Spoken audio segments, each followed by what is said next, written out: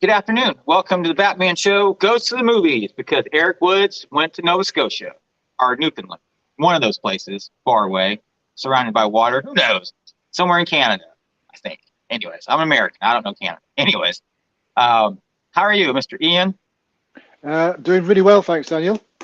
Finding pasta in lots of weird places after yesterday's video, but Oh, yeah, doing good. okay.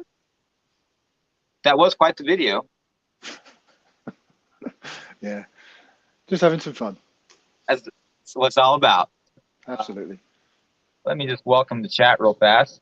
StreamYard left me a comment. I see. Big Al is quoting the movie. I long feared that my sins would return to visit me, and the cost is more than I can bear. Yep, that could be the movie, or that could be last weekend's Tinder date. Who knows? Who says? Erik Woods. Now, wait a minute. You guys are going to just out me. Well, you're not here, so I think we are. We miss you. Come back as soon as you can. Show's not quite the same without you. Who is this Erik Woods? He's a pretty cool guy from Canada. It's like that way up the road a little bit ways. I did ask Retro Reels to join us, but he had to do working stuff today. So Fair enough. have you seen this film before? I'm assuming you have. I saw it when it first came out in 2000. Saw it at the cinema. Thoroughly enjoyed it. There was lots of controversy here in the UK about the depiction of British people in the film, or the British during the Revolutionary War. But I never saw it that way. I just saw it as an entertaining film. So I didn't find anything controversial about it. Okay. I didn't think they came across bad, personally. Well, some of the soldiers in it, the British soldiers, come across quite well. But obviously they need a villain for the piece, which Jason Isaacs plays very well. And he was quite an awful guy, I suppose. But it's a film. He scared me in the theater. I'm like, dang, I would not want to cross you at all. No, not at but all. he is a fictional character, but he was loosely based upon a real character. But I think people see like historical epic movie that they want to see a documentary, and it's not. A movie is a movie, documentary is a documentary. Exactly. And I know what's the history guy on YouTube? Nick Hodges on YouTube. He does. Did you know who I'm talking about? I'm aware of him. Yeah, he does. He does great videos, but he does not like this film. He ripped it apart. He's like, bloody hell! If a British colonel burns a church with a bunch of Americans in it, everyone would know about it. You think this really happened? And it's like, oh, it's a movie. It's a movie. It's a fictional. It's a fictional story. That's what you need to remember. Even if it is based on a real event, it's just a film. Come on. It's a film. It is a film. Yeah. And like I think Mel Gibson's character was based on 4 or 5 different people. And I'm fine with that. It's like the Titanic. Jack and Rose weren't really on the Titanic, as far as we know. No. I mean, who's bitching about that? Well, I'm sure someone is. Now that I said it, just gotta go. New kid on the block, Steve Emerson. How are you, sir? Welcome to the Batman Show. Goes to the movies. Hello, Steve. Erik, say what you will about this film. This might be the best looking Ronald Emmerich film of all time. Caleb Deschanel. Thank you. Was absolutely sensational. Yeah, the cinematography in this film was wonderful. Much like the cinematography in Sir Ian's video like 2 videos ago. Yeah. I commented, how did you get Roger Deakins to photograph your video? That was pretty sharp. Just threatened him with Emu. Worked, treat. Okay. But welcome, Steve. How did you find, what did you do? Oh, yeah, here. How did you find the show? Just curious. Steve has commented on a couple of my videos, so okay. Cross-channel appeal. Excellent. Yeah. Yeah, I guess the Patriot is kind of America's Braveheart, but William Wallace was a real guy who really was executed horribly. And is still dead to this day. He is still, as far as I know, he is still dead to this very day. But the spirit lives on. It does. Well, if you're ready to start this movie, I am ready. I was born ready. okay. I just need to find out where this movie's at on the tablet. I wanted to do this on the 4th of July because I thought that would be very fitting. But you had work, and that's fine. So we'll catch up with it today. So happy belated 4th of July. Thank you. Thank you. Thank you. And same to you. The day you got rid of those bloody Yanks. Oh, yeah. Those colonials. Ooh. Oh, messed up. Okay.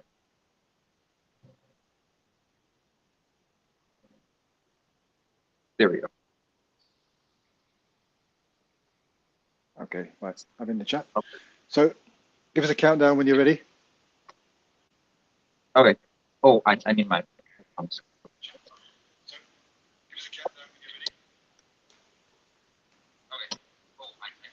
All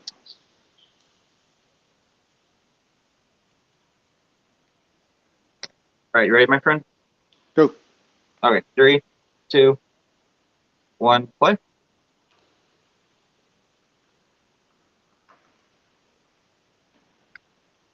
Okay, Columbia logo.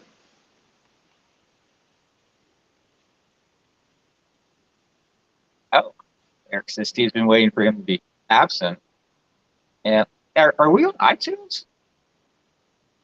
That would blow my mind if we were on iTunes. Oh, that would be nice.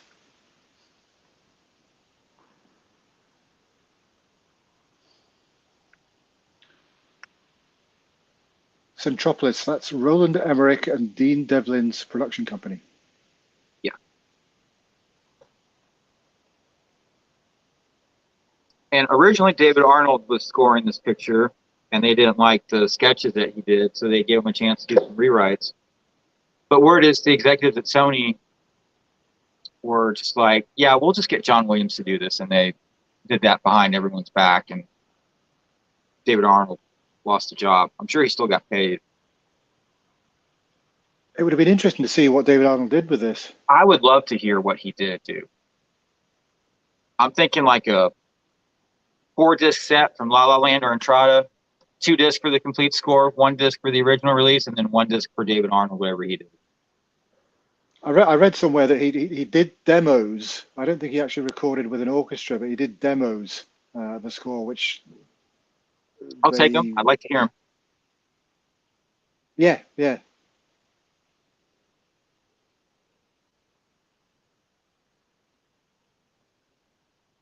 Having said that, because of that, we got another John Williams score, so We did.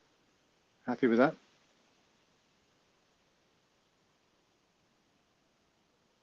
And the hold music for the Boston Pops is usually the theme from the Patriot played on repeat. Is that right? Mm.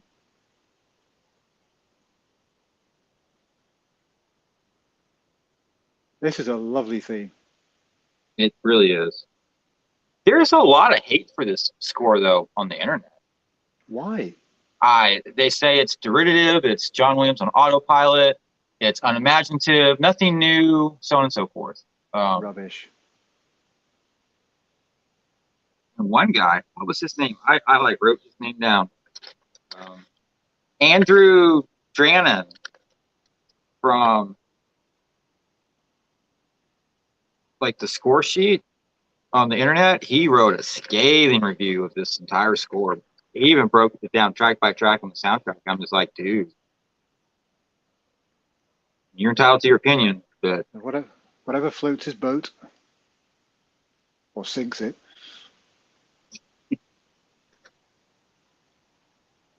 And here we hear for the first time the triumphant Patriot theme, what I call the Patriot theme.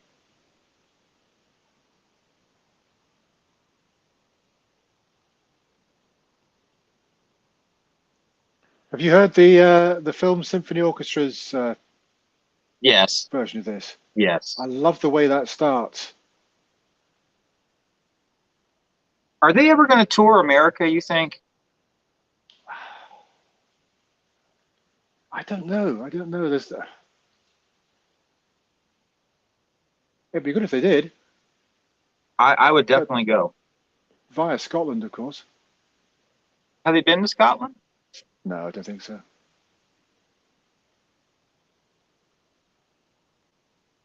Hello, Brett. How are you? First time watching the show, I think. He says he absolutely adored the soundtrack from the opening note. I was captured, definitely. I bought this on CD the day it came out at Best Buy, and I had to eat Taco Bell for like a week afterward, but it was worth it. Yes, that soundtrack right there.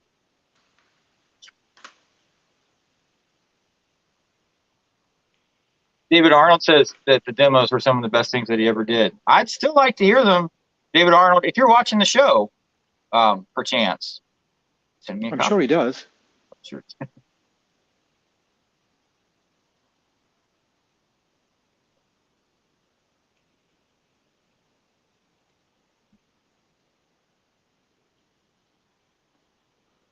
Talking of Caleb Deschanel's wonderful photography, it looks awesome in 4K, Daniel.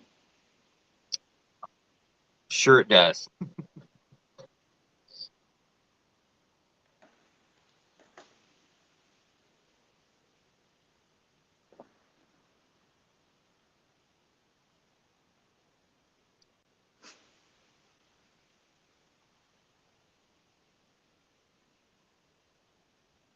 Mel Gibson just looks, as he gets older and older, it just gets more grizzled and grizzled and grizzled. Yeah.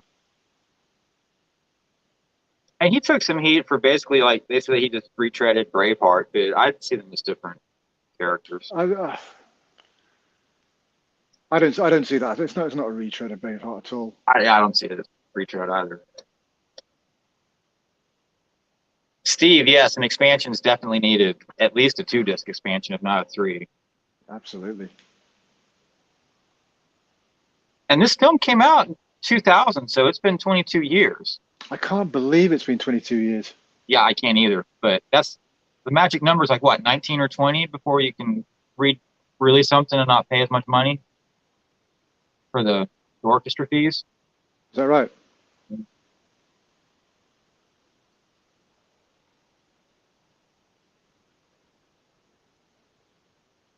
Brett backs you up to 4K is really great. And the score really shines in Atmos. I don't have Atmos, but I'm sure it does.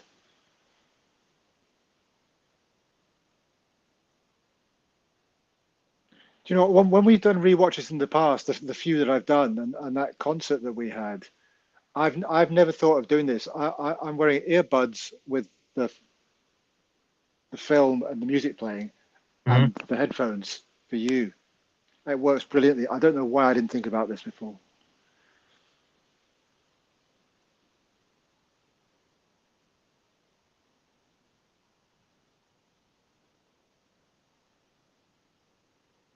Oh, I keep forgetting Heath Ledger's in this as well. Eric says Williams' score is sensational, and the end credit suite is arguably one of the greatest things he has ever written. Yeah. Yeah, I agree.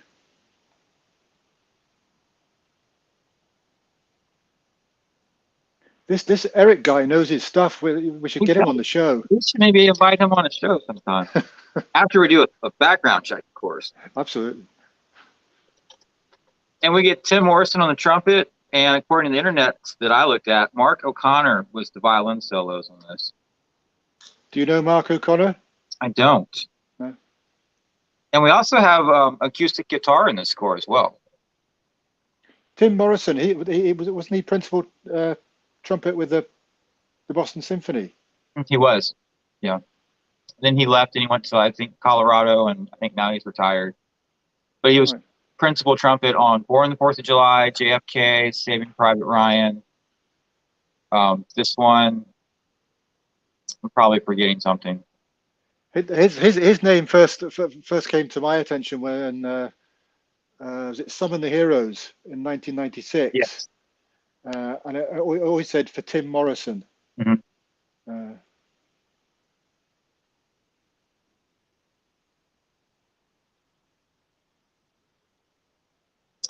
Brett, which do you like better, Patriot or Braveheart, as far as the film score is concerned?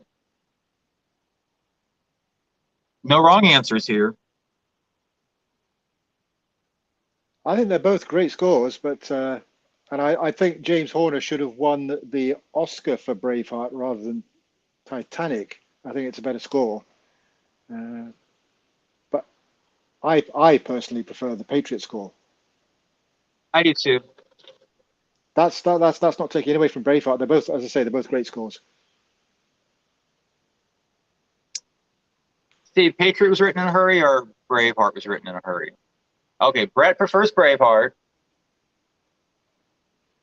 Erik says Braveheart greater than the Patriot, but Braveheart is in my top 10 of all time.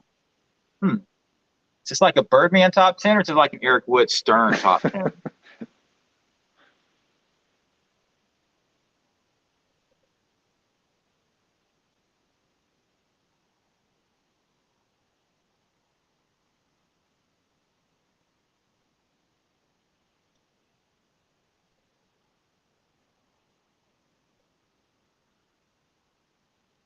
What's that actress's name? Julie Richardson. She is very pretty. She's English.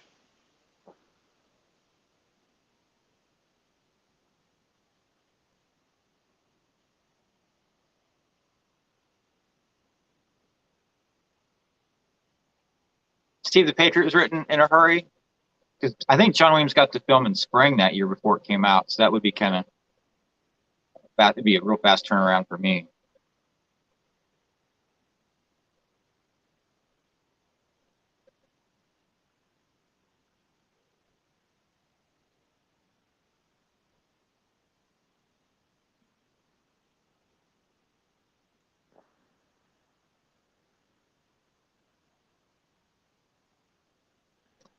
French and How many Indian of the War, that was characters? Last of the Mohicans, right? We're talking about Last of the Mohicans again. Well, for a moment, that took place in the French Indian War, though, right? Yeah, that was. When was that? 1750s? Okay, I don't know. That's why I asked.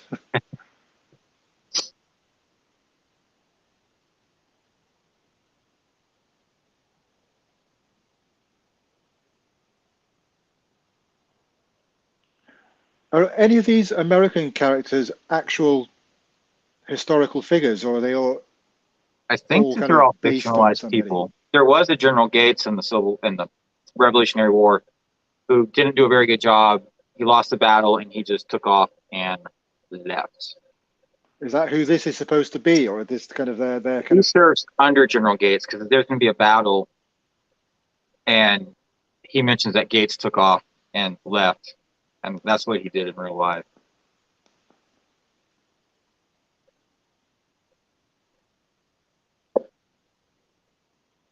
Ah, thank you, Big Al. French Indian War was 1754 to 1763. Okay.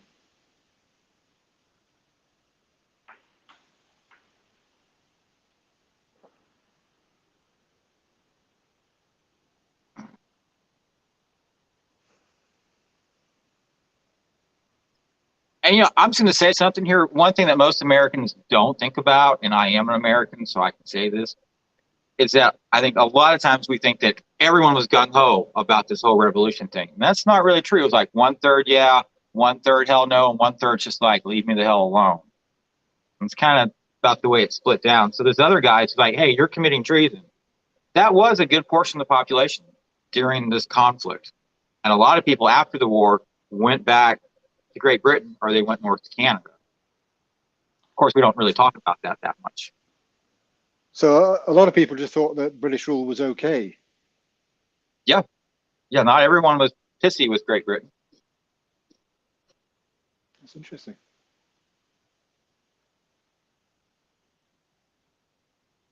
And I think Mel Gibson's being very pragmatic here. Why would you go to war with the most powerful military on the face of the planet? Yeah.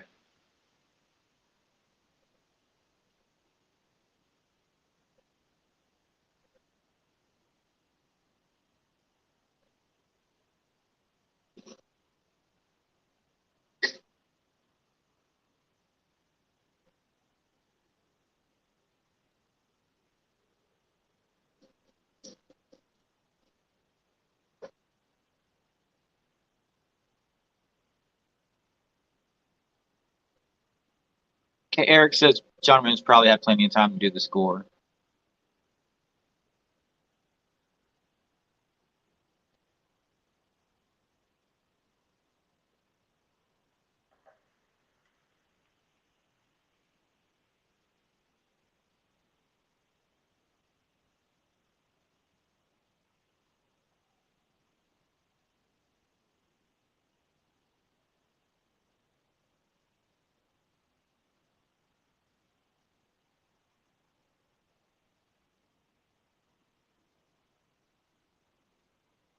So what would you do in his shoes? You have 7 children and your wife is dead. You've been in war. You fought. You know, you understand what it's like. If you're a committed family man, the way he is, and you've had experience of war and the horrors of war, and you know what it does to people, you've got to stand on Mel Gibson's side, really. Yeah. Thinking, well, you know, I've got to do what's best for my family here. Deep down, he's probably thinking, if I didn't have a family, I'd be right up there at the front. But he has a family, so.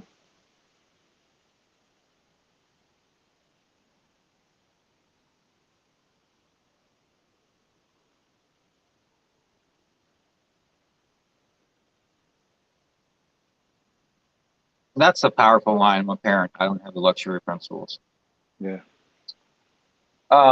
Brett, I do not have a Patreon channel. I've just got this YouTube channel. I just want people to tune in, offer opinions, enjoy the conversation. For me, this is all about meeting people and having conversations about film music. I'm so glad you're here. Thank you very much. Appreciate you more than I can say. Also, check out Ian's channel, Ian Clark, and Erik Woods. Erik Woods runs Cinematic Sound Radio out of Canada. If you want a World Book Encyclopedia times infinity of content about film music, you need to follow him because he's got it. God bless him. He's got it all. You just need to check out some of our previous Batman shows to experience his encyclopedic knowledge of all things film music.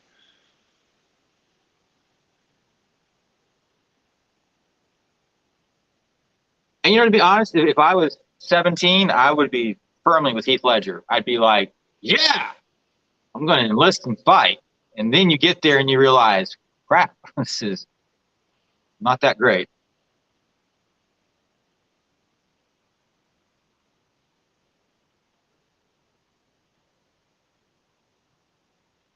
And while that's a mean line, when I have a family of my own, I won't hide behind them. It's also understandable coming from youth.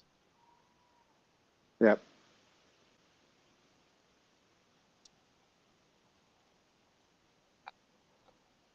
Do not know how to put links in the chat. Ian, can you put a link in the chat to your channel? Do you know what? I have no idea how to do that. You have a wrench, don't you?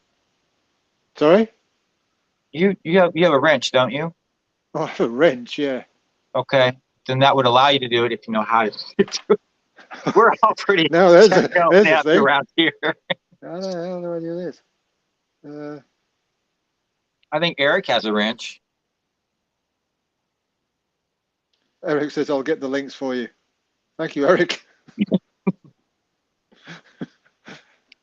God bless the Canadians for saving us. Yay!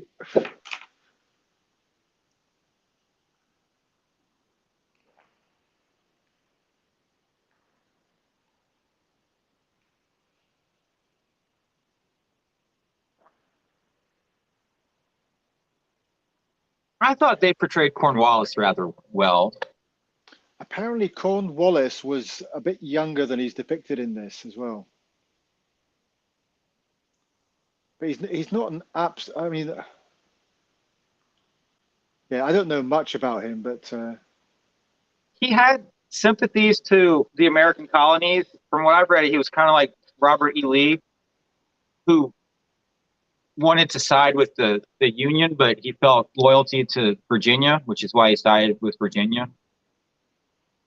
And Cornwallis had loyalty to Great Britain more so than to the colonies. do you know what this form of warfare, just standing in lines, shooting at each other, is just utter madness. You know the discipline you have to do that. Oh, it's just it's unbelievable.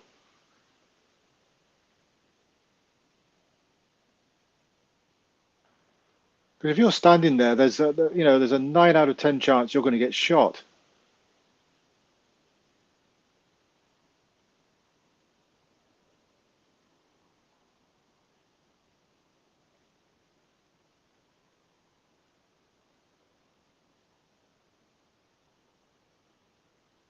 War cow. Oh, war horse.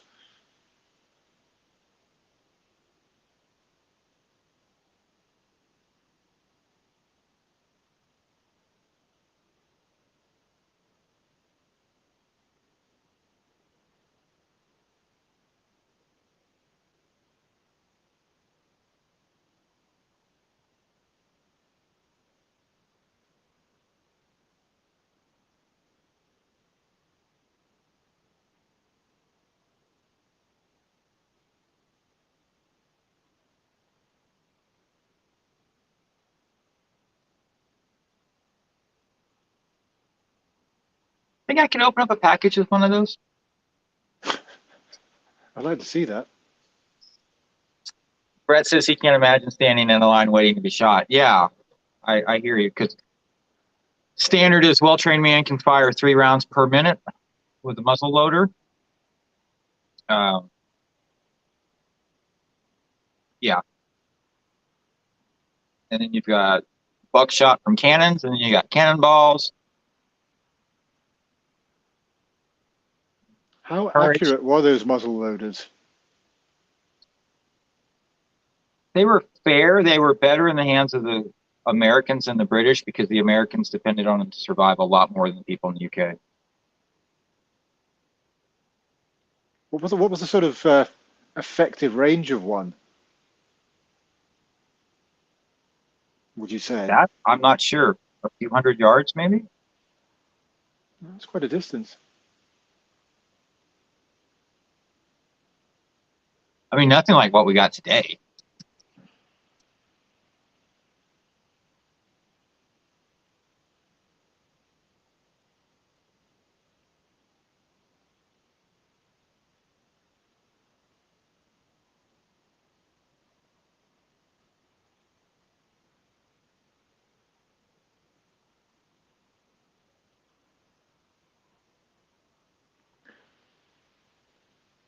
Isn't that the kid from Small Soldiers? Never saw Small Soldiers. You know the music though, don't you? Jerry Goldsmith, yeah. Yeah, Do you have the expanded score for that? I do. Yeah. I have the standard.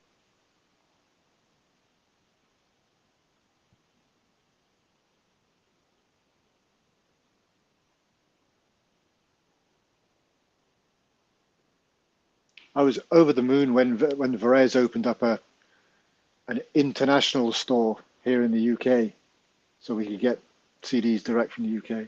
I had to get Lionheart from the international store because it had already sold out stateside. Really? And I went there and it kept trying to like, you're in the United States. Are you? Yes, I'm sure. I do that. Yeah, you go to the international store, which is the UK one, and it says there's a bigger selection in the American, whatever it says. So you go there and it says, "Are you sure you're in the right store?" And it's the same thing, and it tries to Yeah. direct you back to. Well, no, you just directed me here because I want to look at more stuff. I tried to order a jacket from Beretta in Italy because they don't sell it in the States. And I got this little box saying, sorry, we cannot ship your jacket to the United States. I'm like, it's a jacket. You're not shipping me a shotgun. It's a jacket. So I never could get the jacket. I was like, bastards. Damn it! Did you boycott Beretta after that? No, I can't do that. Okay.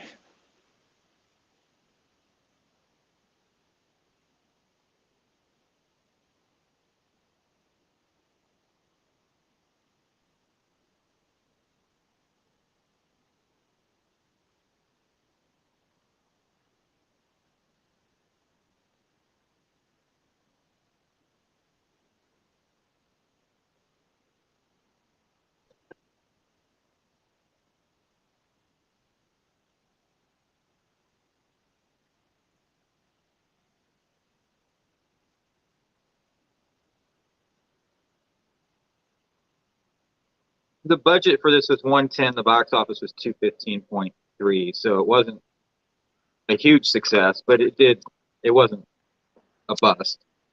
Yeah, it wasn't huge in the States. It did slightly better overseas, I think, or possibly about the same. But it's not a huge amount of money, even in 2000 kind of dollars. Of course, the number one movie that year was Mission Impossible 2 at 549 million. That's a pretty awful film. Isn't it? Then Gladiator was number 2, Castaway, What Women Want, Dinosaur, Grinch Stole Christmas, Meet the Parents, Perfect Storm, X-Men, and What Lies Beneath rounded out the top 10. Dinosaur had a good score. Was that James Dinosaur, Newton?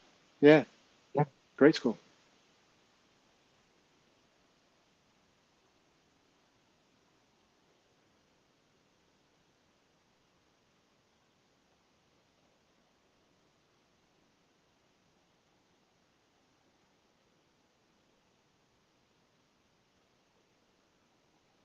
Did you see that one guy there firing his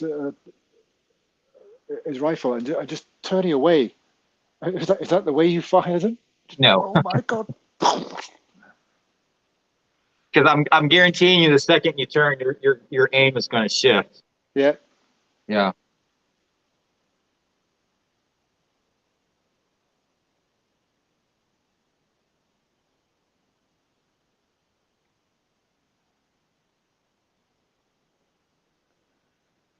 yeah. In this scene, until Tavington arrives, I think the British officer is a fairly decent guy.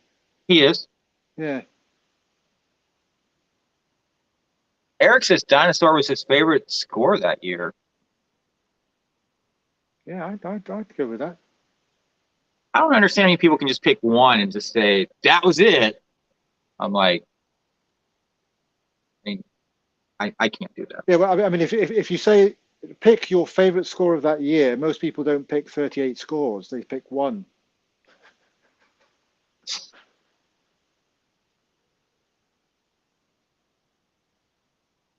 I will say John Williams does excellent use with the drums in this scene.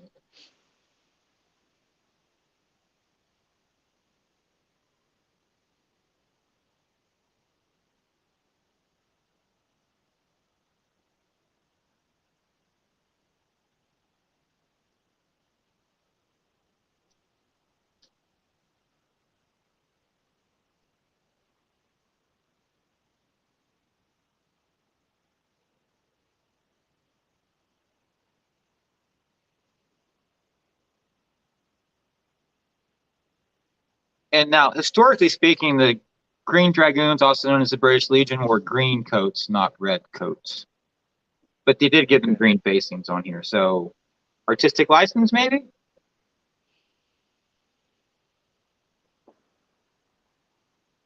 I know everyone thinks that the British they all wore red jackets, but that was not the case.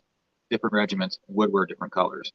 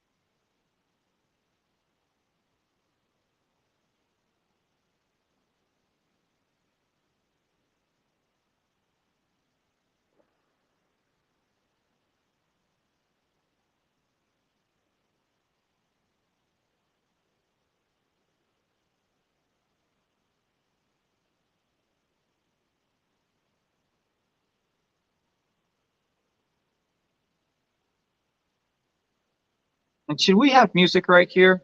Are you happy with the absence of it?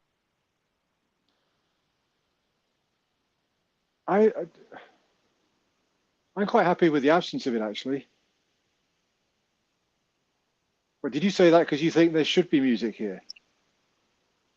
I think they brought it in at the right point. I usually default to just like music all the time, but because you get it pretty much when Thomas gets shot, and you get the little bells tolling. And that's very effective.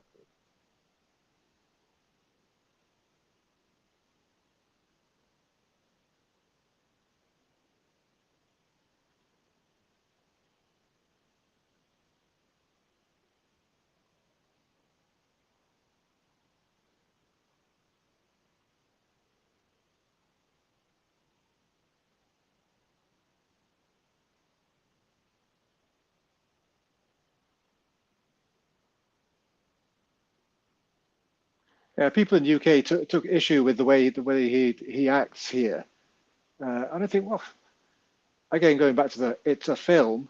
You need somebody like that for dramatic purposes. To You do.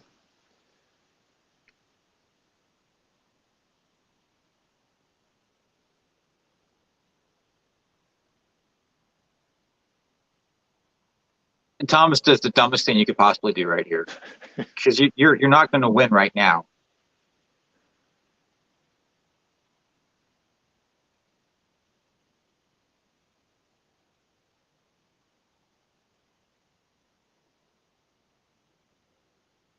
The makeup on Thomas, like, right? Do you see the color drain from his face? He's he's gone.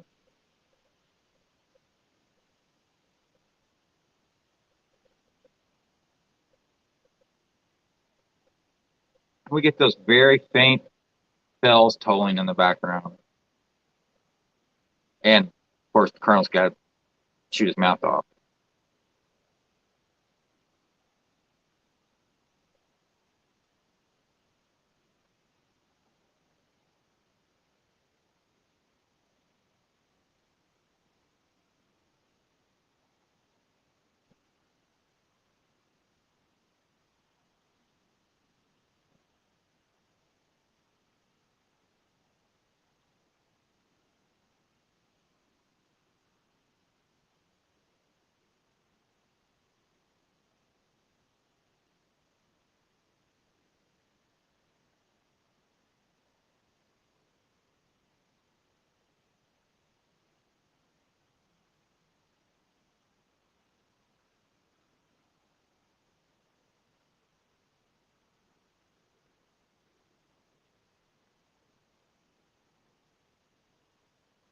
Mel Gibson is always great at that, just kind of barely contained rage. Yeah,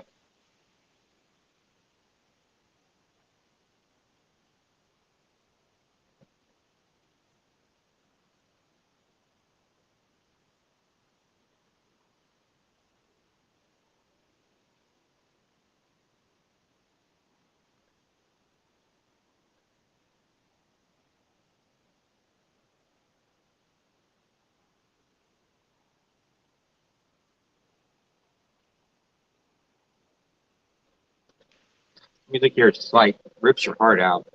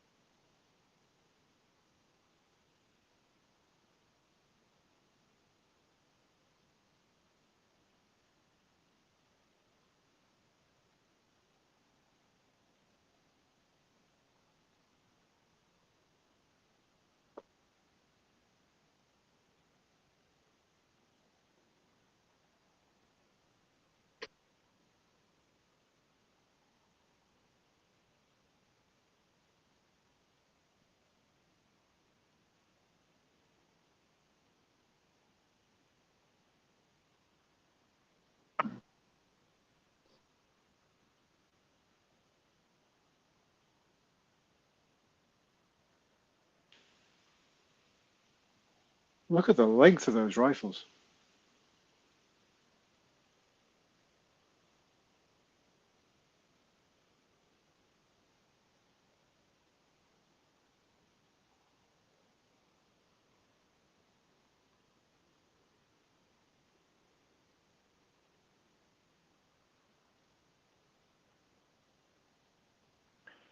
Last of the Mohican vibes.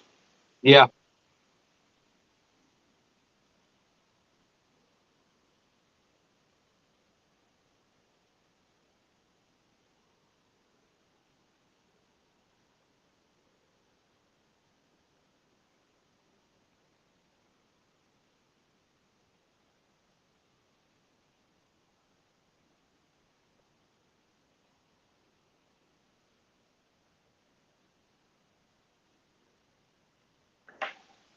There's still talk of Mel Gibson and Danny Glover doing a Lethal Weapon 5 with Mel Gibson directing. How old are they now? Well, Mel Gibson is in his late 80s. I think Danny Wow. Glover is about 107.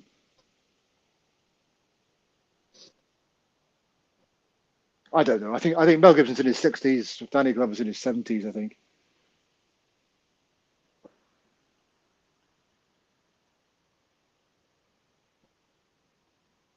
Murtaugh was trying to retire in the second one. I don't know. And that was over 20 years ago. That was what, 1998? I think that's more than 20 years. That's 24 years. That's Okay. over 20 years ago, I think.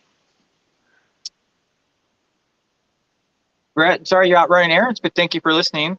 And it'll always be on YouTube forever unless they take it down. And we'll Thanks, Brett. You're describe back. famous. Do what? Brett's famous now.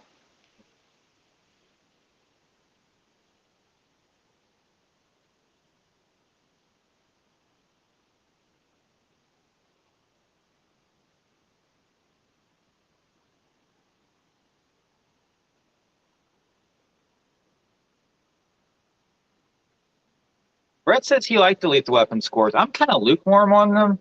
Oh, no, I really like them as well. Boomer really likes him. He's got the box set. I passed on it.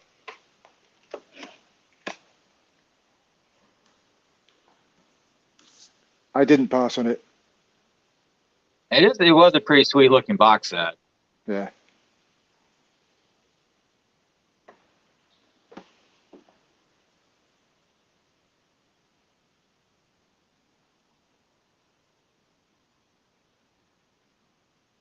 I always felt bad for that British officer there.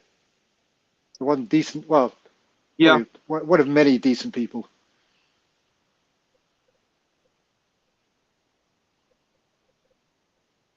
I mean, I don't really have anything against any of these people, to be honest. No.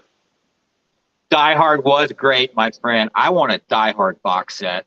Make that happen, La La Land. Make it happen. There are pretty good releases of the Die Hard scores. True. You could always have a nice box set, though, to put on the Yeah, shelf. Would make a great Christmas present to all your soundtrack collector friends. Yeah, I suppose, yeah. There's another guy turning his head to fire.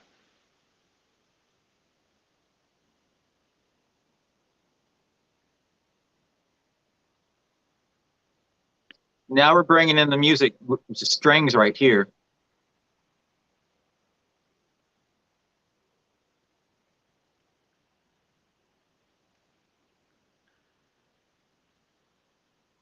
But good dramatic scoring is knowing when to not play music, I think, and the right place to bring it in.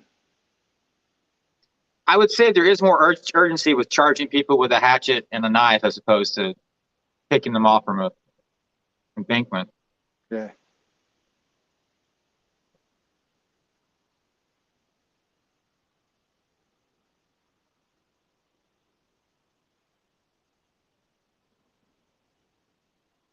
Bring in some horns.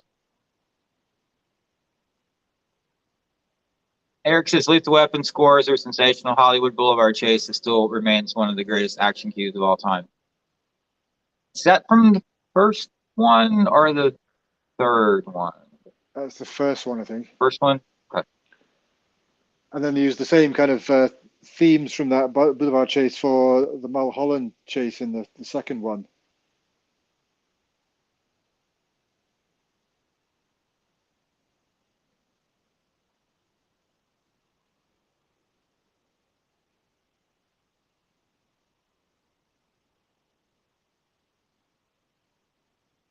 And, aside from this scene, I don't really think of this as a very violent movie.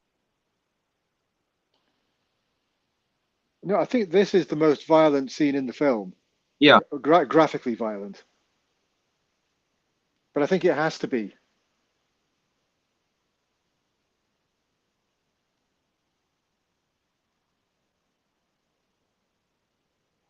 If they hadn't had this scene, there would have probably been a flashback scene to what he did in that Or when he was a younger wilderness. man.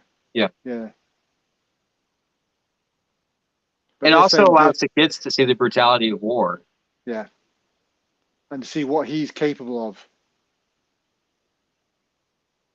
And then you just compare, like 10 minutes ago, he was begging Colonel not to do anything, and I'm sure the kids thought, "Why is Dad being a wimp?" Because he knows what comes next. Yeah.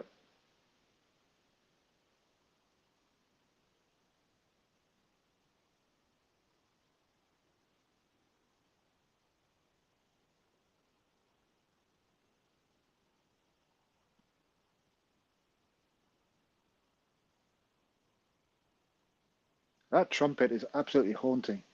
Yeah.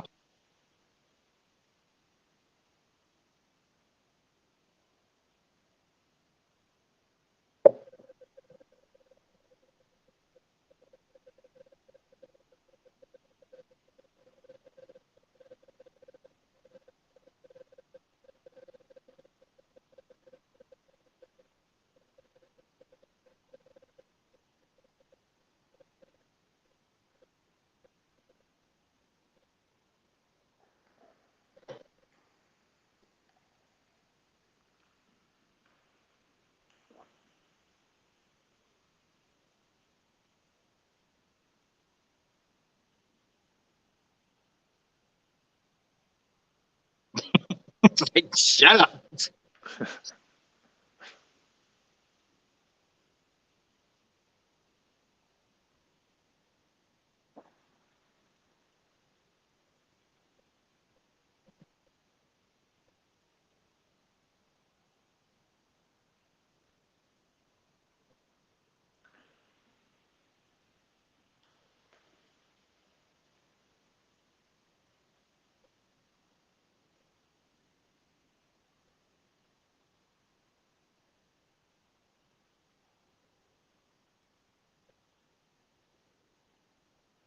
And the legend was born.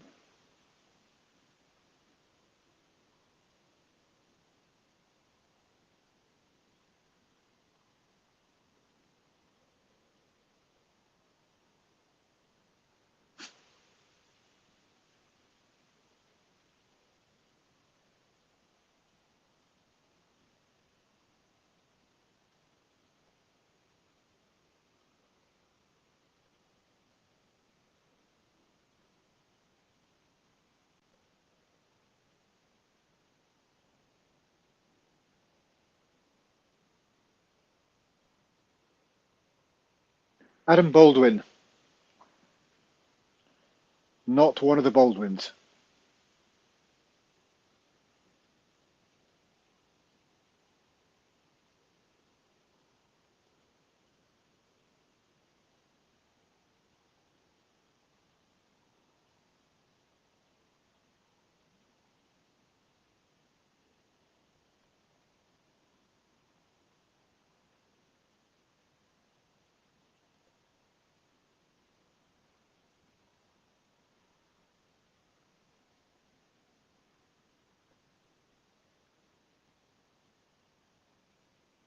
Erik is right. The cinematography in this film is beautiful.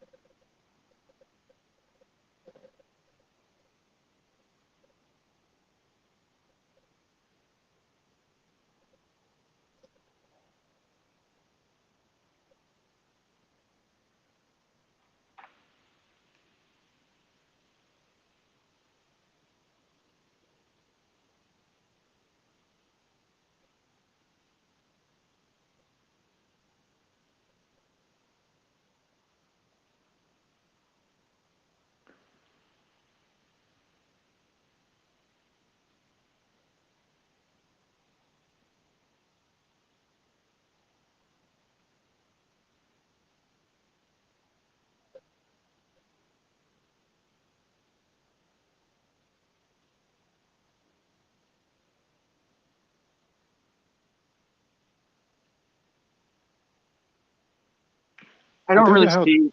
Oh, go ahead. I was just quickly. I was saying I don't know how tall she is, but she looks like she's really tall. Sorry, go on.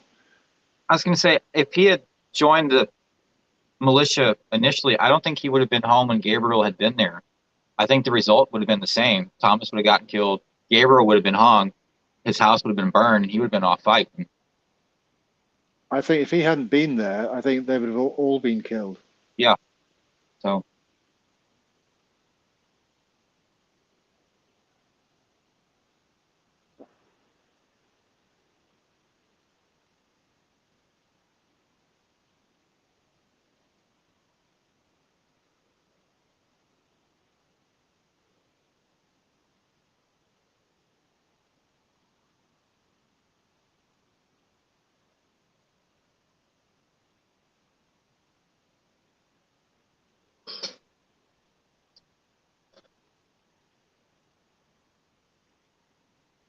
hello, guest, with your cabbage. With your cabbage.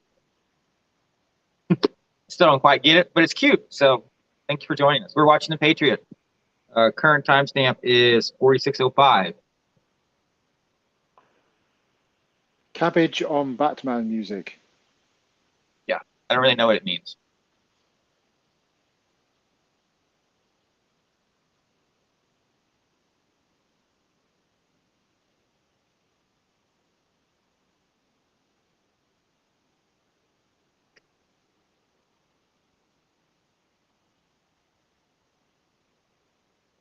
Are you sure that actress is British? Yeah. She looks very Southern to me. I think it's the blonde hair and the freckles doing it.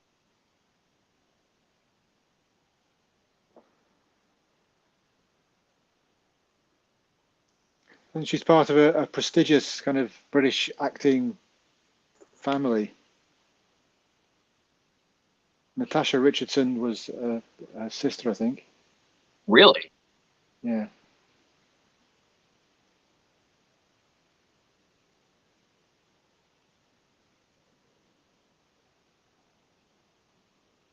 I think she may be related to Vanessa Redgrave. I might be getting this wrong here. That's definitely acting royalty right there, isn't it? Let me have a look here. I might be just butchering some knowledge here, but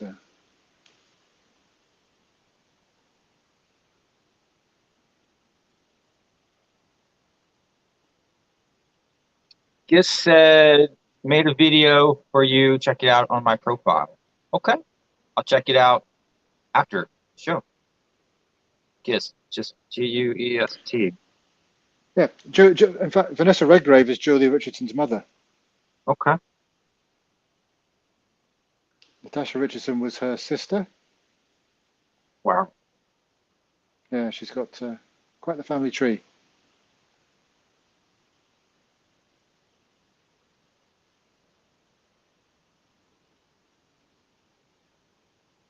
She's the granddaughter of Sir Michael Redgrave.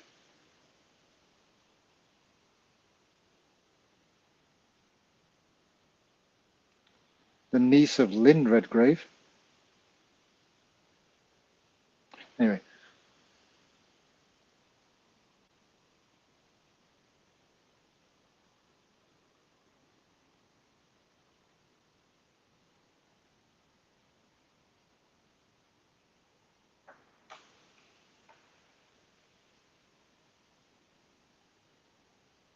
That tune is the British Grenadiers. Hmm?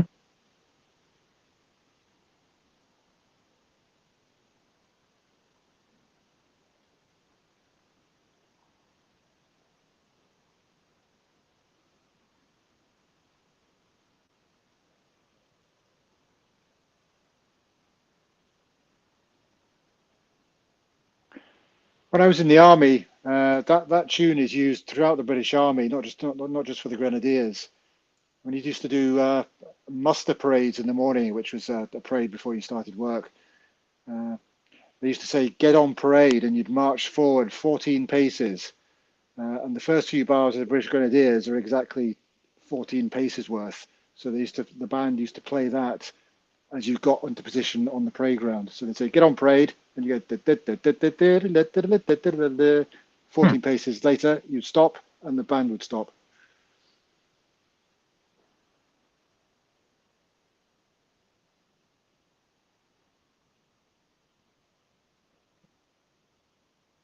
And there was a General Gates in the Revolutionary War, and he did make a lot of blunders. And the last battle, he just like blew out. He just took off and ran, just left. And George Washington was not happy with him. What happened to him after that was, I want to say he went to Canada. I'm not really sure.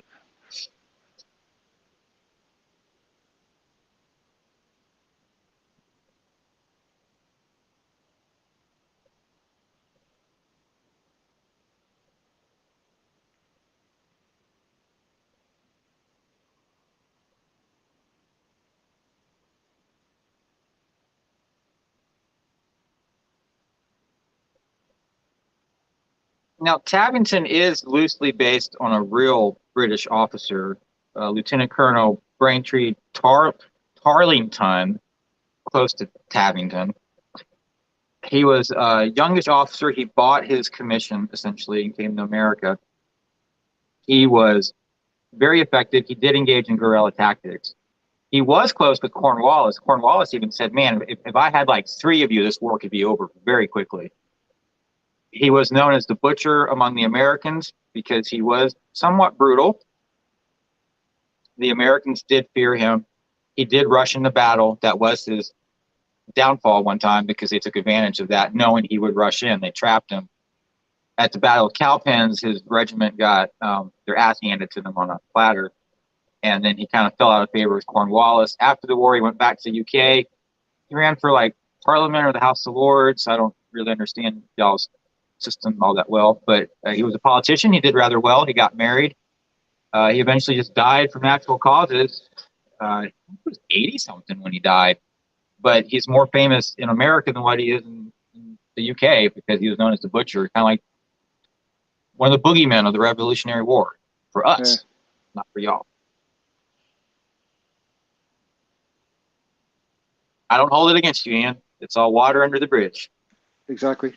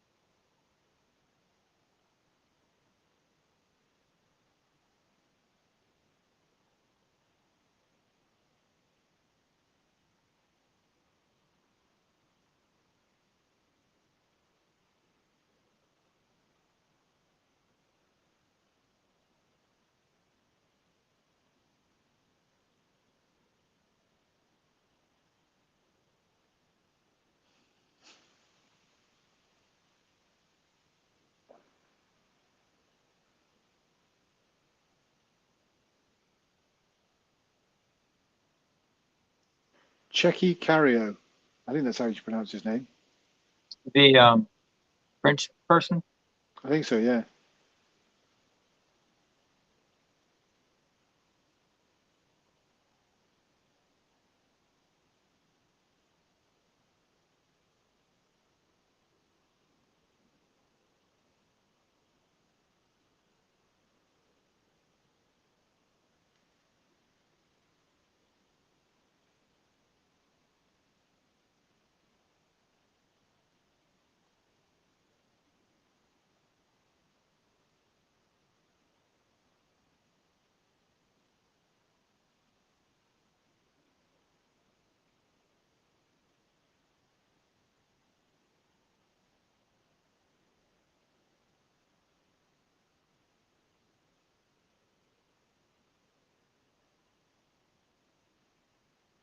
Hello, Victor. How are you?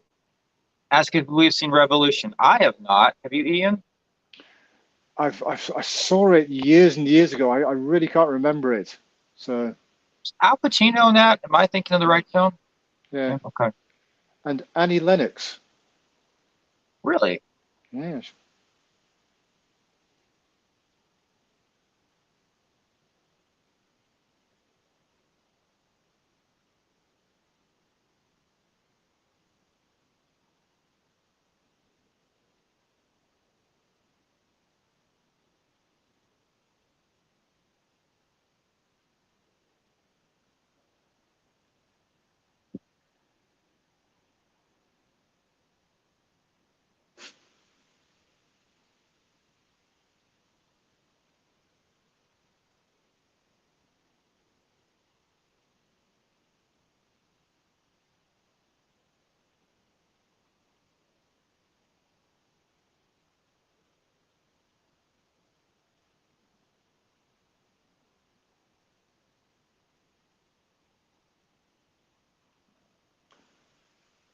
Have you seen the extended version of this film? I've not. That's why I was asking if you had that one or this one. I know there's only 10 minutes difference, but There's a few more scenes with Tabington being evil.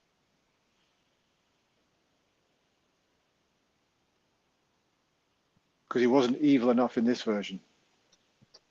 There's a torture scene that he's taking part in. All right.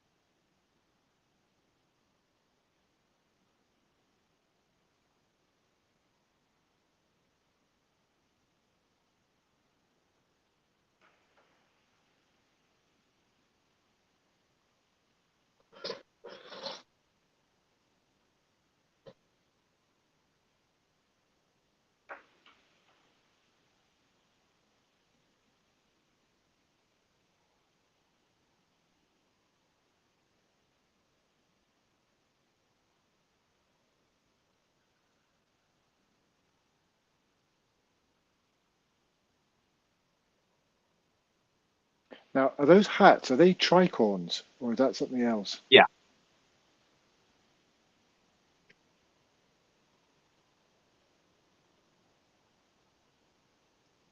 That's a pretty grim Christmas tree. Yeah. But not for the Addams family. No.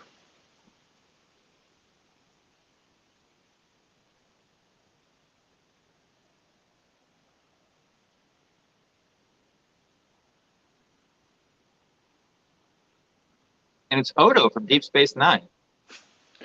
I can never pronounce his name. René Auberjonois? Is that it? Is that? Your French is far better than mine. I'm just being pretentious here. I don't know that if No, that's I, correct I or think I not. think you're probably pretty close.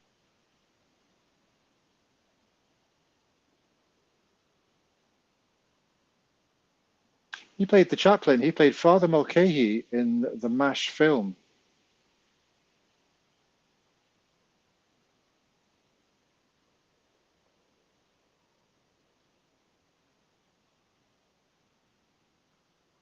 That lady in the middle there,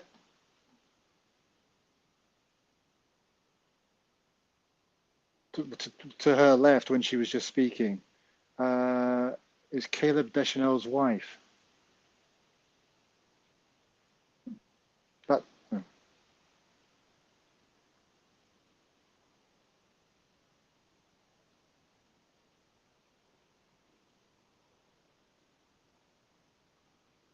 So Victor says Revolution's got a good film score.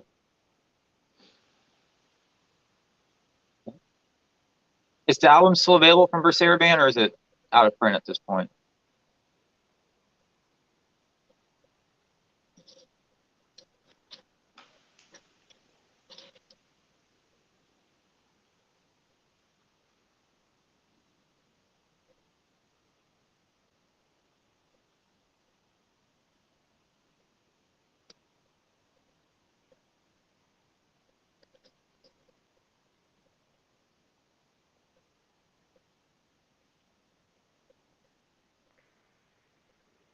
Caleb Deschanel, the cinematographer of this, if I'm getting this right, is Zoe Deschanel's father.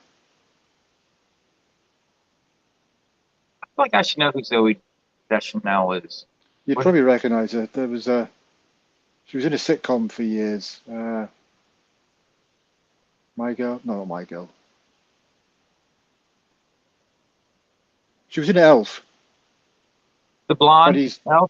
Buddy's girlfriend, the one that, Yeah. Okay. yeah, Get a wonderful rendition of the main title here, yeah. This just makes you want to join up, doesn't it? doesn't it? It's like, give me a musket. I can bring my own. I don't need you to give me anything.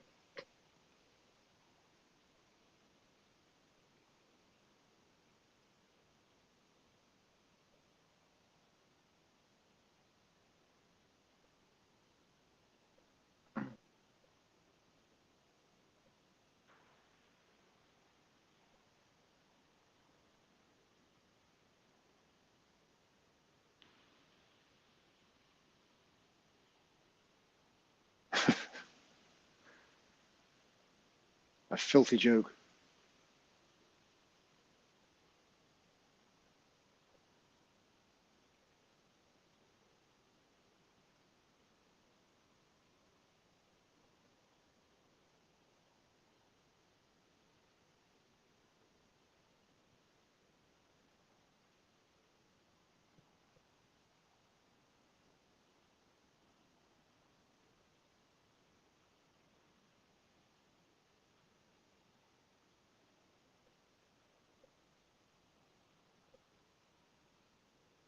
So, okay, 4K is better than HD. Is that right? Yeah, Okay. 4K is supposedly 4 times better. What's better than 4K? 8K, which Yeah, is okay. supposedly the next thing.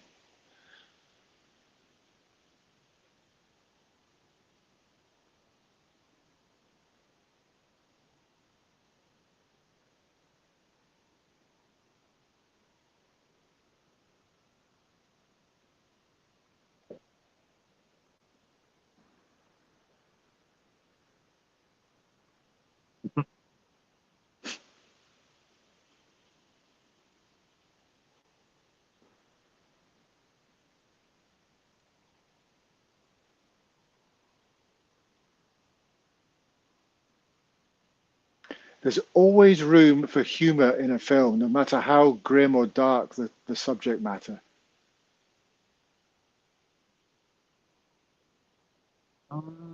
Was there any humor in Schindler's List? Yeah. Wait, I was going to come to that, which surprised me. Okay. There's there's a scene where he's auditioning secretaries, and he's got this whole stream of lovely ladies coming in, and they can't really type very well, and he's getting closer and closer with each new girl, and until he's just helping the last girl out by moving the carriage across. And then the last woman is this real battle axe of a woman that can type about 400 words a minute. It's got with a cigarette hanging out of her mouth, and he's just way back across the room, not interested in what she's doing. Okay. Love that. I think I've only seen Schindler's List maybe twice, maybe. Right. I Well, know I saw it in the theater. It's not the movie I want to revisit very often.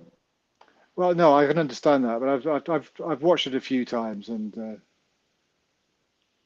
it just when you have moments of humor to some extent, it just humanizes what's going on.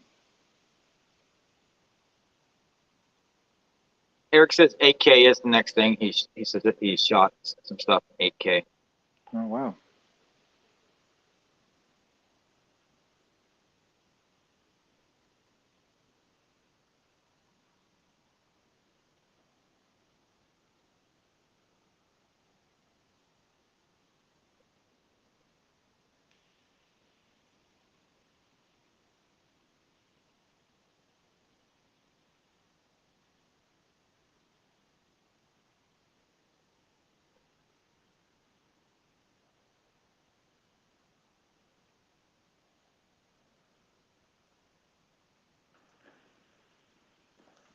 I dug out my DVD copy of this earlier on, and it's on a weird kind of three different films in one box set, and it came with the Glory and Patriot, Glory, and Joan of Arc, Luc oh, okay. Besson's Joan of Arc, or the Messenger Joan of Arc.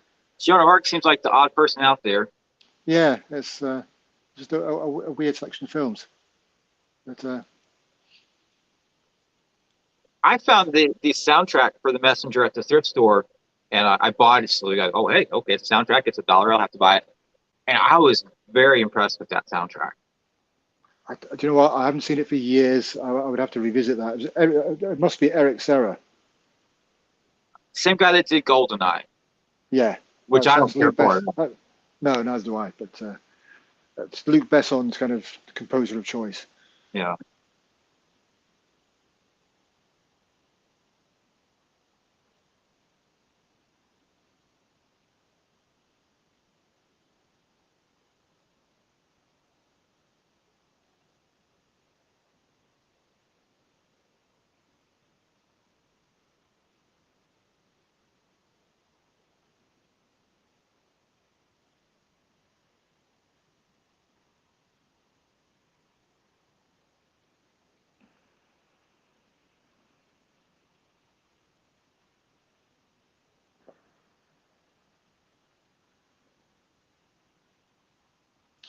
Wouldn't that be slightly dangerous, surrounding Yeah.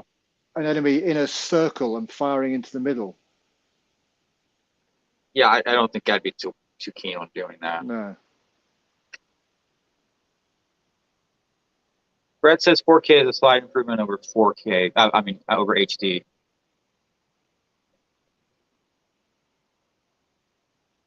I still got VHS myself. Wow.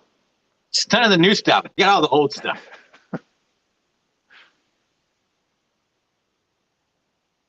Do you remember in the kind of early 90s, about 1990, 91, or whenever it was, when they first started releasing widescreen films? So What a joyous time that was. I had the hardest time trying to explain to anybody I knew back in high school that widescreen is not chopping off the picture.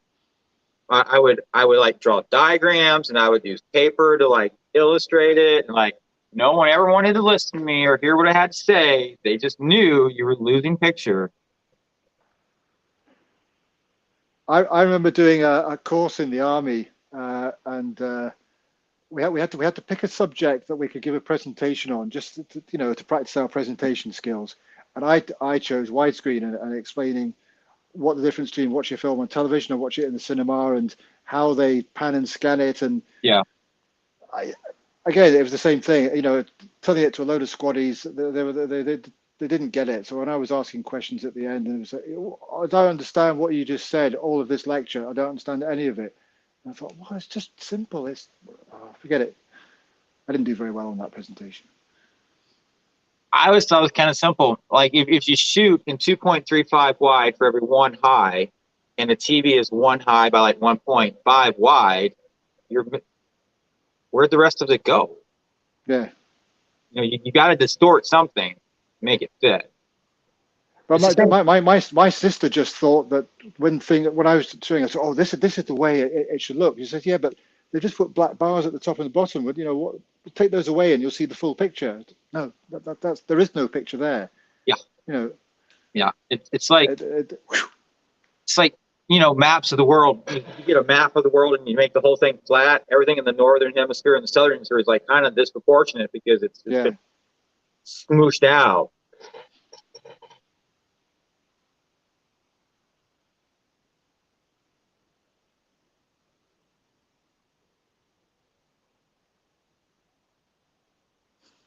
Okay, so 4K gives better colors and brightness contrast to blacks. Okay, thank you, Brett. Maybe one day I'll break down and get a TV with 4K. And is that Blu-ray? Blu-ray's 4K, is that right? Well, no, the standard Blu-ray is high definition, and a standard Blu-ray looks Okay. if you get a decent TV, a decent size, just standard Blu-ray, high definition Blu-ray looks fantastic if you get a Okay. decent transfer of a film. Again, 4K, there are some transfers that aren't great, and you think, well, why am I spending the extra money to buy this? So, but HD Blu-ray is very good. So if you're looking to upgrade, that would be the one to start with, I would think.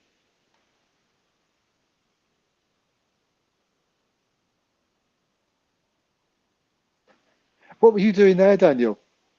I I had a saw a text massive message. finger in front of the screen. I had a text message come through. I was seeing who it was All from. right. It was a spam text message. Okay. Do you get those in the UK? Not text messages, no. Well, sometimes we do. We get things like saying your parcel is ready for collection. Please, just click on this. No, delete.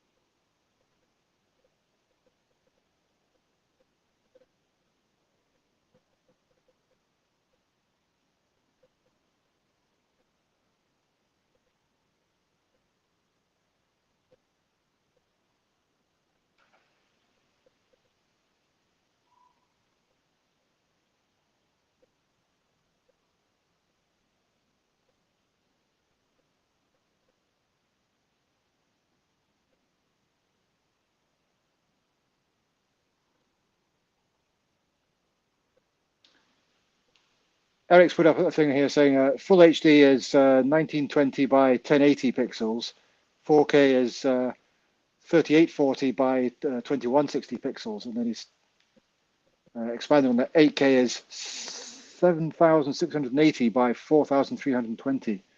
I want 20K now, or does it go up in fours? So 24K. I want 24K.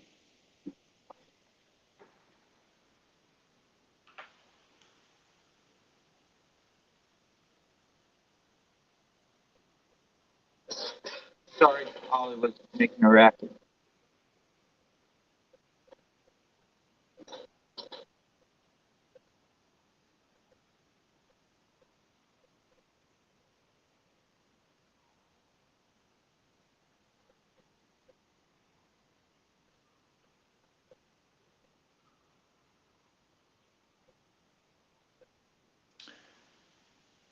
Do you see that guy that was dressing him by the mirror? Mm-hmm. He directed. He's directed a couple of films now. I can't remember the guy's name. He was in a couple of Guy Ritchie's films.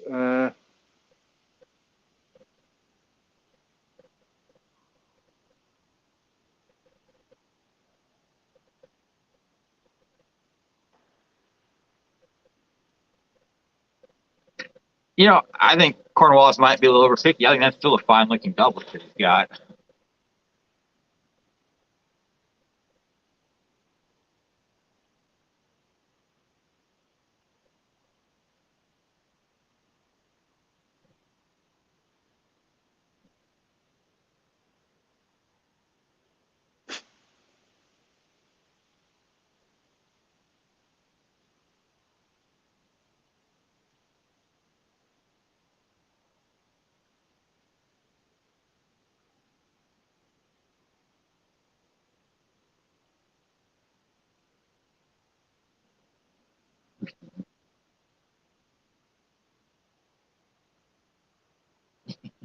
I think she might be a little drunk.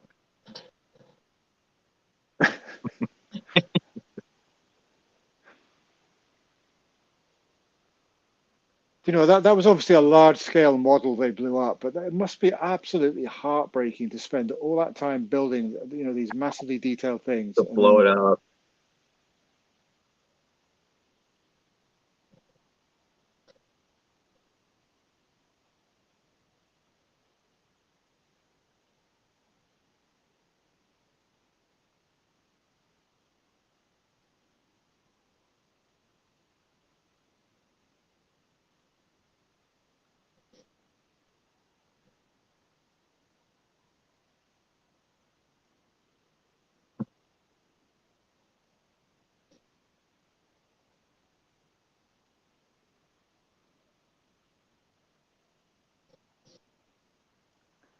Has she been in anything else? I can't recall seeing her in either TV or films. I feel like I should know. I feel like I like Googled her one day to figure out who she was, and she's.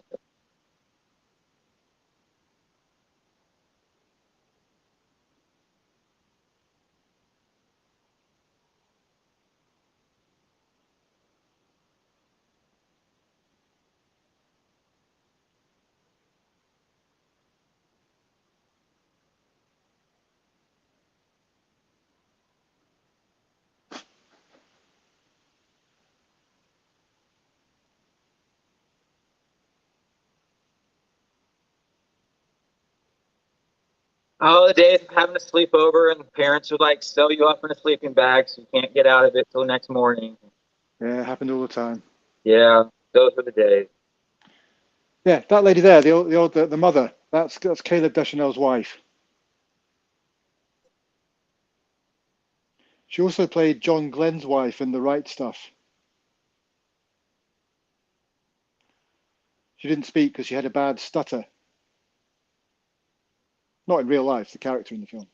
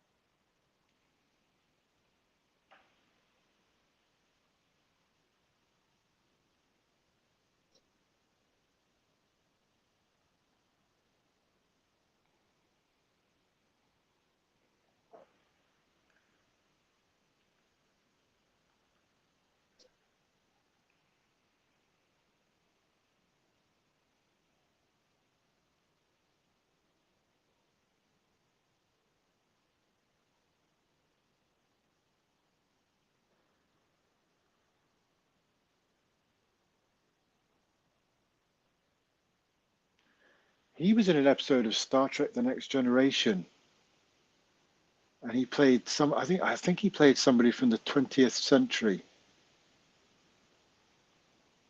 who somehow made Just it on to the the first season, 24th century. first season episode, they found people floating in space. Could have been, yeah. Yeah,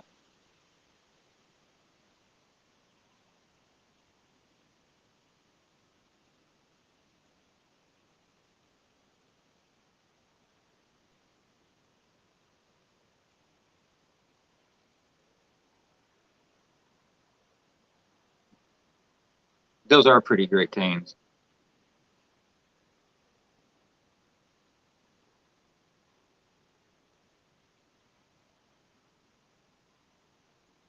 Although I wish they would stop cropping ears on dogs. It doesn't serve any purpose anymore.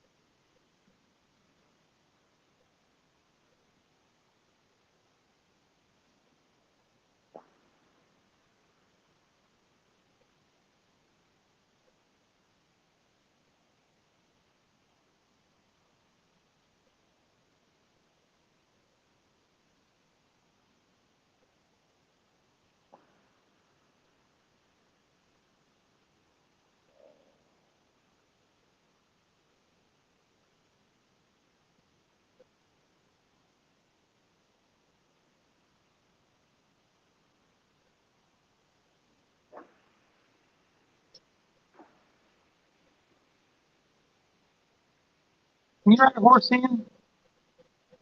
Sorry? Can you ride a horse? I've never ridden a horse. I've touched a horse once. That sounds wrong. I mean, I've patted a horse. Yeah. Keep your hand on its butt if you walk behind it. Really? Yeah, if you walk behind a horse, you keep your hand on its rear while you're walking behind it. Okay. That way it knows not to back kick. Right. Can you ride? I'm okay.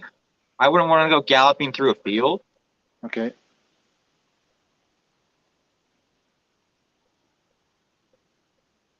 The drum work in this piece is like insane. It's so tight and just sharp and just driving. And then you bring in the brass.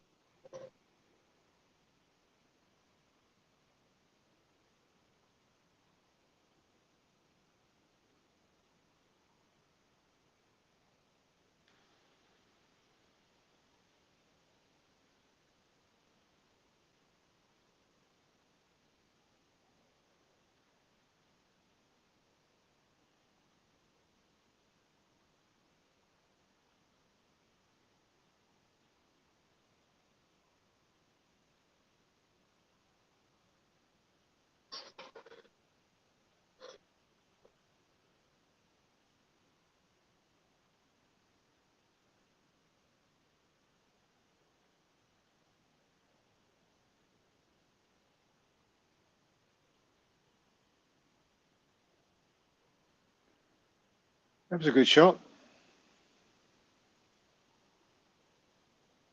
I'm not sure that pistol could have made that shot. No.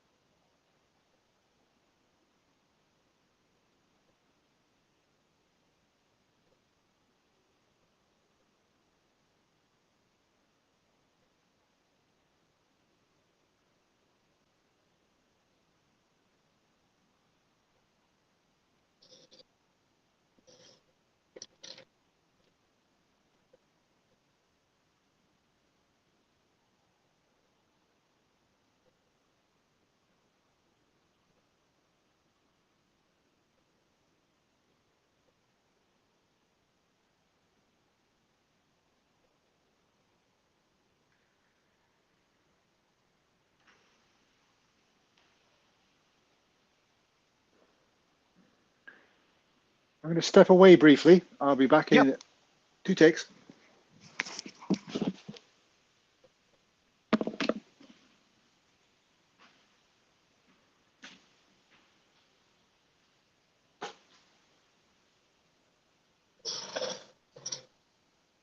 So just everyone in the chat, what's your favorite John Williams score from the 2000 to 2010? We had some Harry Potter come out. We had some Star Wars come out. Patriot.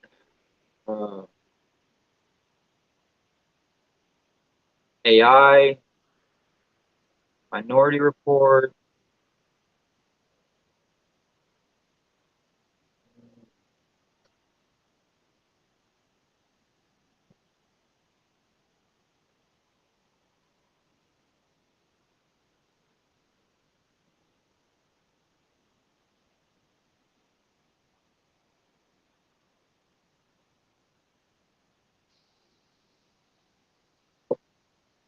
I can't decide. I'm horrible at just choosing one film score.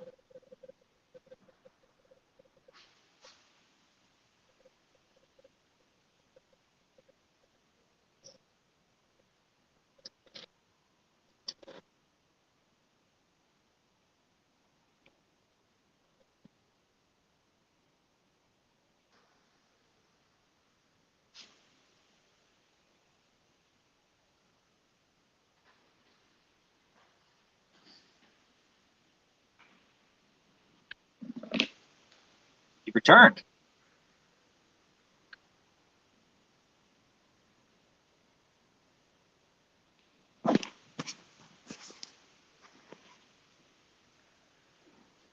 We got Tim Morrison on that horn again. Yeah.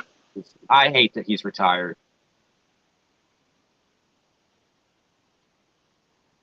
How old is he? Maybe in his 60s? He's not. I looked it up and I'm like, dude, you're not that much older than me. I mean, he's older than me, but not that much older than me.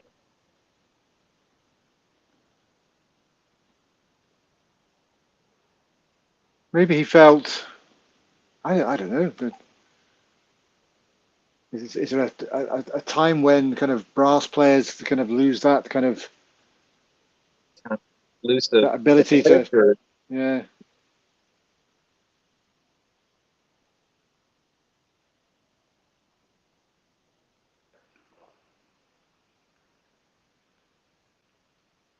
Mick Jagger's still performing. He's like what, like He's about 205? he's about 80, yeah. You know, some singers just don't know when to stop. Frank Sinatra in later years was pretty awful. Was he? Yeah.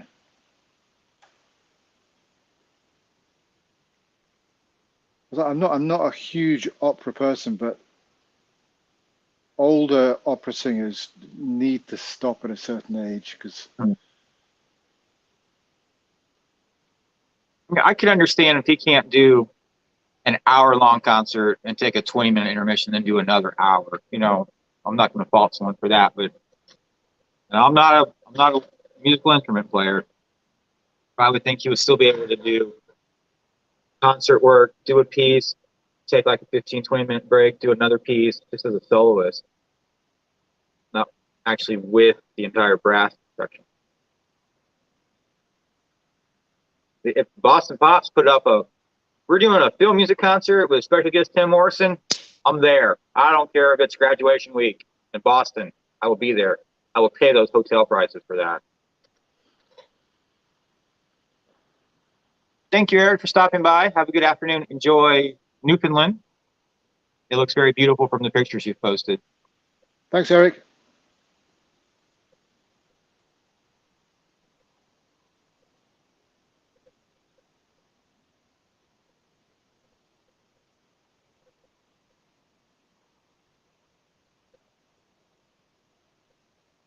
Do you like Great Danes? I think they're spectacular dogs, but they are like small horses, aren't they? Pretty big. They're quite highly strung as well, aren't they, Great Danes? They're kind of, They're not horrible. My neighbor next door, they have a Great Dane puppy. I think it's about half a year old now. It's good size, but she's friendly. She likes to play. She loves Shadow. Her and Shadow get along fine.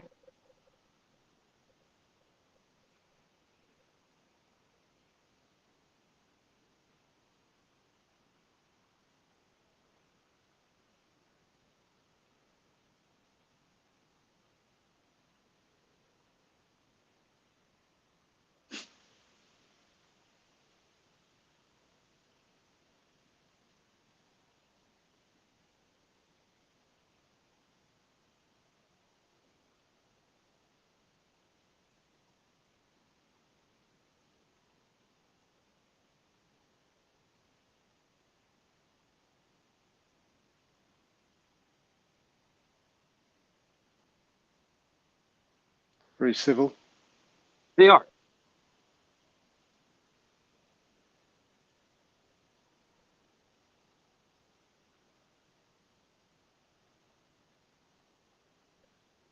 Did you ever hear about that Stanley Kubrick film he wanted to do about Napoleon? Yeah. I wish that had been made. That sounded amazing. There was talk after he died about I don't know, HBO or one of the big TV companies in the States, trying to make it as a TV series, like a kind of mini series or limited series as they call it. I heard Steven Spielberg was maybe involved at one point, so but I don't know what came of that. I would think the cost now would be less with CGI. It would still be a pretty Oh massive yeah, undertaking, I would it'd be imagine. expensive, but Yeah. I mean, look at the things they did with a Band of Brothers and things like that. That that would be great if they did a kind of 10-part, kind of epic sized show about Napoleon.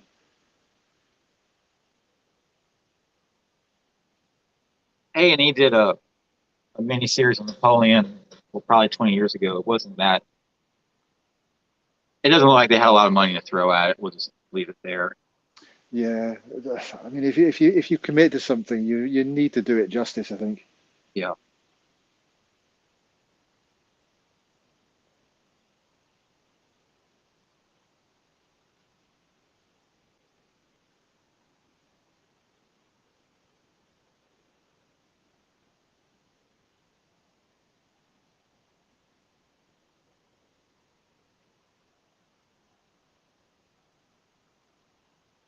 We all know the music from Masada, but did you ever see the series?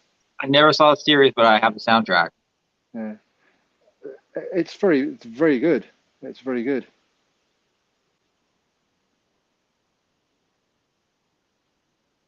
But again, they obviously had a decent amount of money to throw at it, so they could make it a kind of epic scope.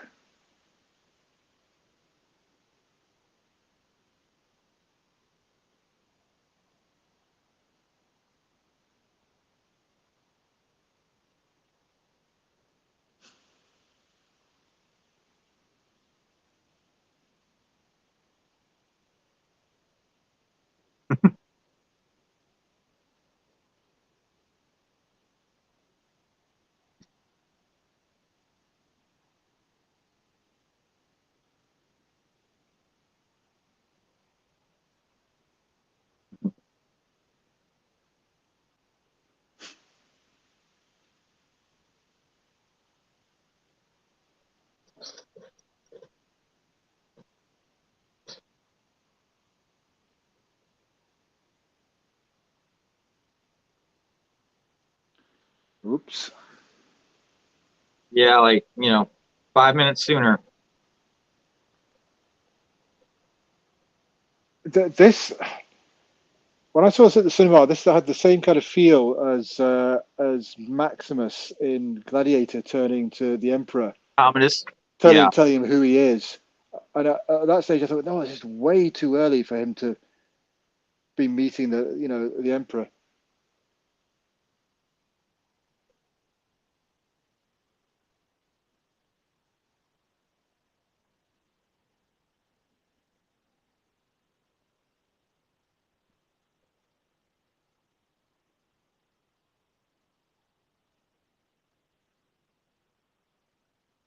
And this is very mature Mel Gibson's character to not just shank him in the throat.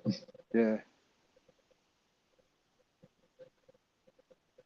massive self-control.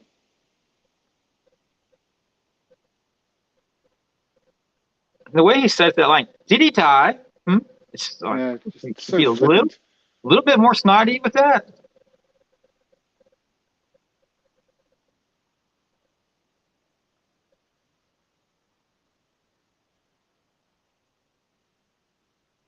This was before Harry Potter, wasn't it?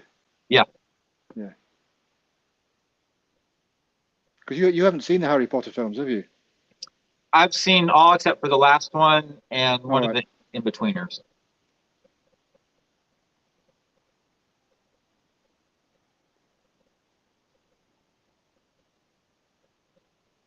I just never really understood what was so great about Harry Potter. Everyone was reading the books, and then the movie came out, and I saw the first one, and I thought, yeah, it's okay. And the second one was a little bit better. I really liked the third one. I think the fourth one, um, the second to, I think this last two or three, I just didn't really care that much for. I can just feel the anger coming from everyone now. Like, no, you not like Harry Potter, but I mean, I enjoyed the films. They can get a bit po-faced and a bit self-serious. You know, the books are very good. I've read all the books. That was years ago. Uh, but yeah, I enjoyed them.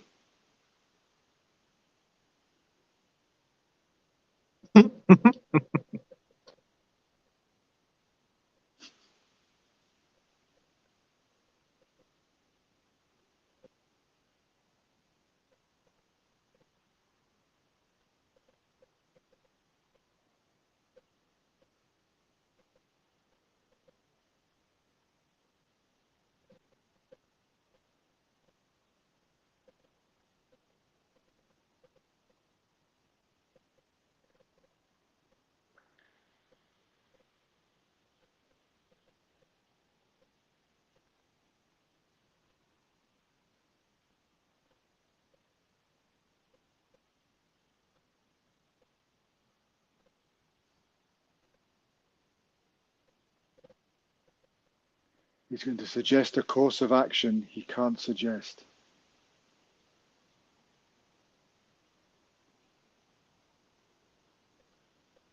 Paraphrasing Clear and Present Danger, Yeah, by the way. yeah. Hopefully, my Clear and Present Danger will get here today from La La Land. Is there a huge difference between that and the Entrada one? I think maybe 10 more minutes of music. They said it was remastered, and they threw up a bunch of numbers and letters, and it sounded impressive. So I was like, okay, here's my $30. The remastering, they're like the remastering on Glory was just like, oh my lord, holy crap! It's just like not even night and day difference. It's like night and day on different planets and different solar systems. It just sounded so amazing on Glory, and Willow sounds amazing. Star Trek: The Motion Picture sounded amazing. I'm just like, if you just slap remastered on it now, La La Land, I will just buy it by default. Call me a sucker. I'll admit to it, but I don't know what they're doing, what witchcraft they got going on, but it's just, oh my lord. Oh, I'm looking forward to Clear and Present Danger, and it's got about 10 more minutes of music. Okay. I thought the Entrada one sounded pretty good, but I think it sounds good too. But I'm thinking this one's going to sound better. Just like even gooder. It's like extra bacon, extra cheese, and extra A1 on the cheeseburger. What's not to like? Throw an extra patty on there too. I'll take it. Will not complain.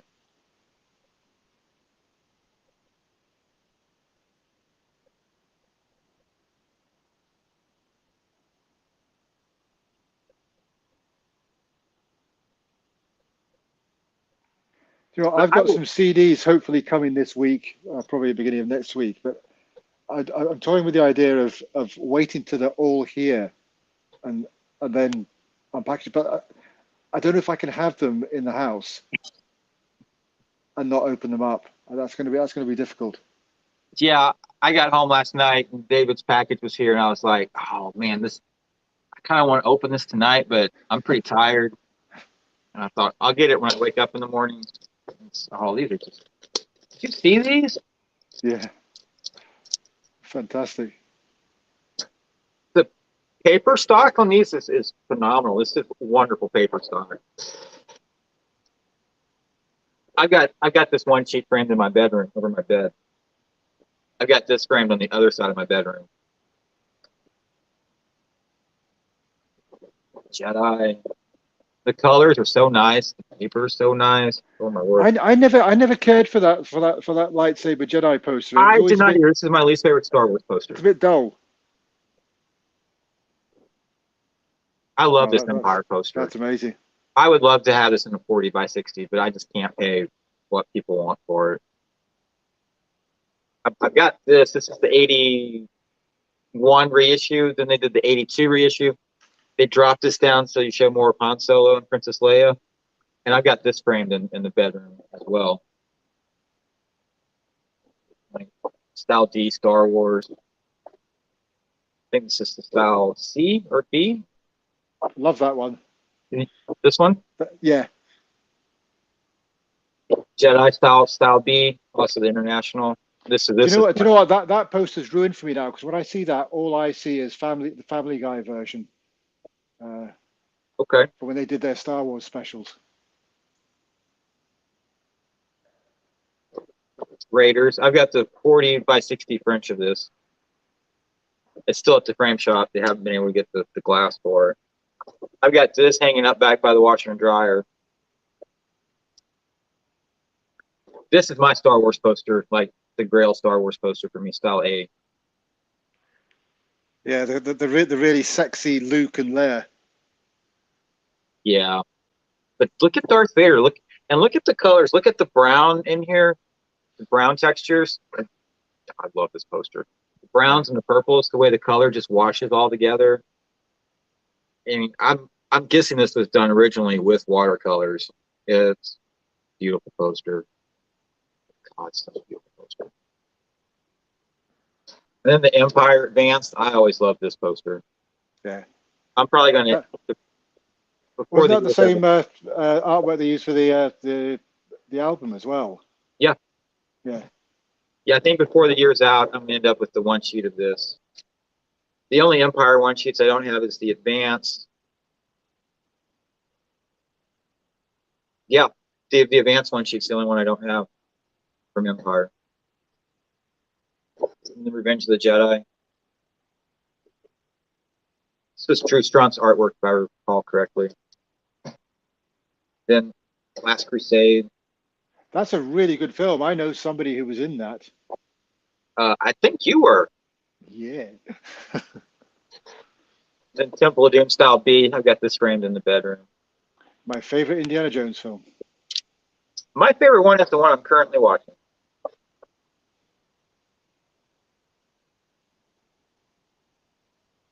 Thank you, David. If you're watching this, thank you. Thank you again. This is way kind. Wow. I feel bad. People send me stuff. I don't see the channel as my channel. I see it as y'all's channel. Like, you're part of the channel. Erik's part of the channel. Boomer. I mean, everyone's part of the channel. Not just me. There wouldn't be a channel if it wasn't for Boomer. He started it with me. But thank you, David. Thank you so much.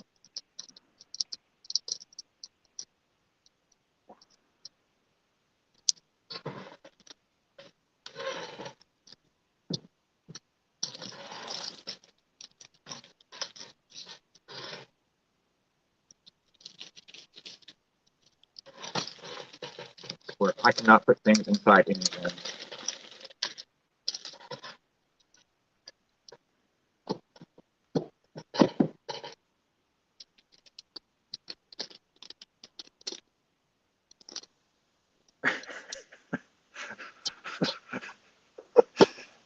Let's get some Benny Hill music playing. We'll have a top 10 TikTok video. This is live TV, folks. Live TV. Ah! There we go. There we go. All right. Why y'all watch the channel? Watch me look like an idiot. All right. There we go. Now, the little girl in this scene, the one who doesn't talk. Susan? Yeah. Yeah, is that her name? Yeah, she sadly, the actress died very young, when she was about 20, I think. I can't remember the reasons why.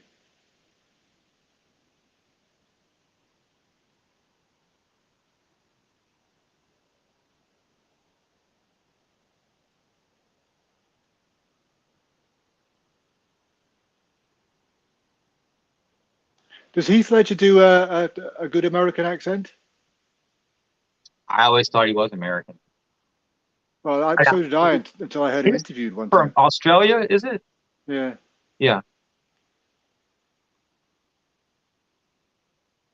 I mean, I really don't think there is one American accent. It's like saying there's one UK Well, accent. yeah, that's like it's like when people say a British accent. You know, there are so many accents, and Britain is 3 different countries. So,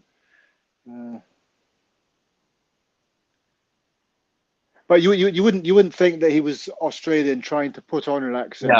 No.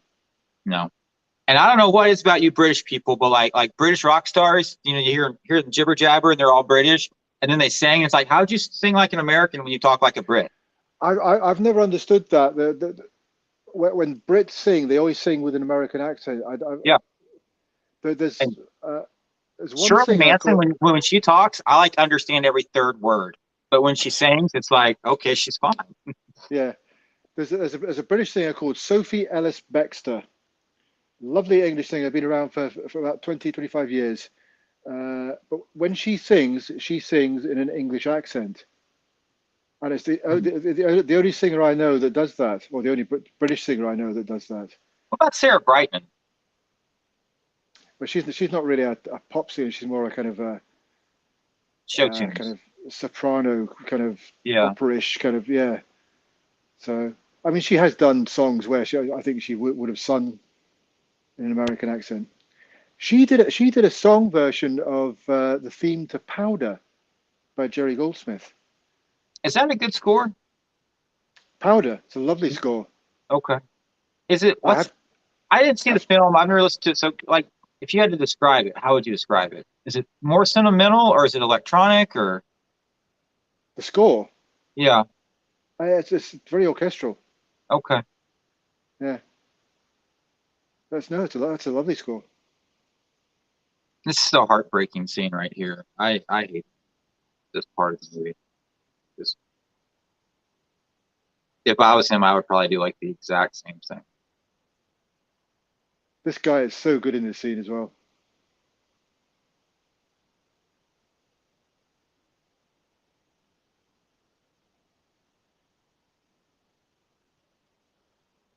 Just absolutely lost.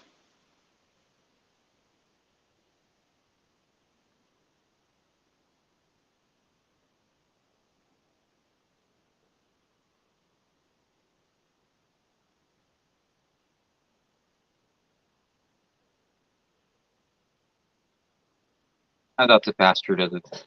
The actor does a good job there too. Yeah.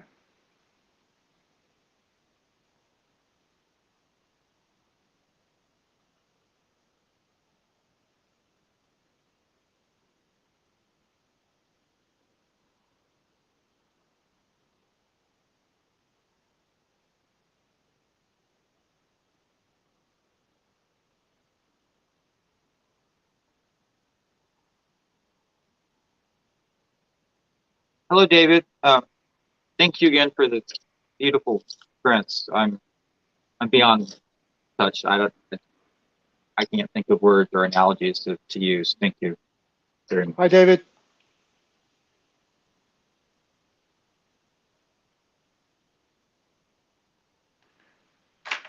I'm going to have to look up this girl. The little girl. Yeah.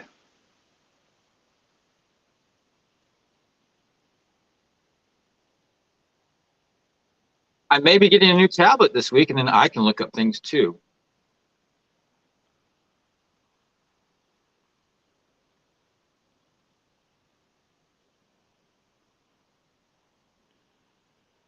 What tablet are you going to go for? I'm a Samsung guy. I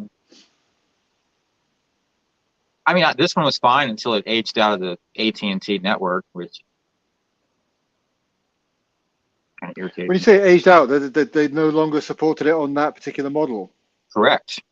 Okay. And once again, it's not like AT&T had any way to contact me ahead of time to tell me it was going to happen. Not like they got my phone number or my address or my email address.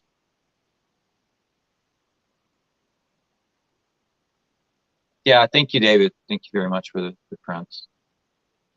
And you just got your La La Land order, like right now, now. You got clear and present danger? Yes. Tell me yes. Tell me it sounds amazing, please. Just lie to me. I don't care. Just tell me it sounds amazing. Yeah, that's the actress that played the girl, Sky McCall Bartusiak, died when she was 21 in 2014 of an accidental drug overdose. Oh. That's quite sad.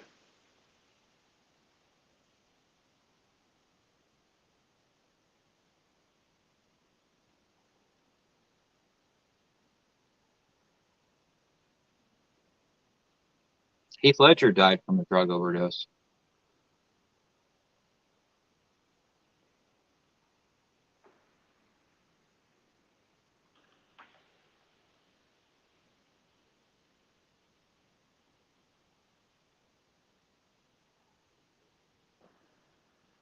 Did you order the new Jurassic Park, Ian? No. No? Didn't want it, or?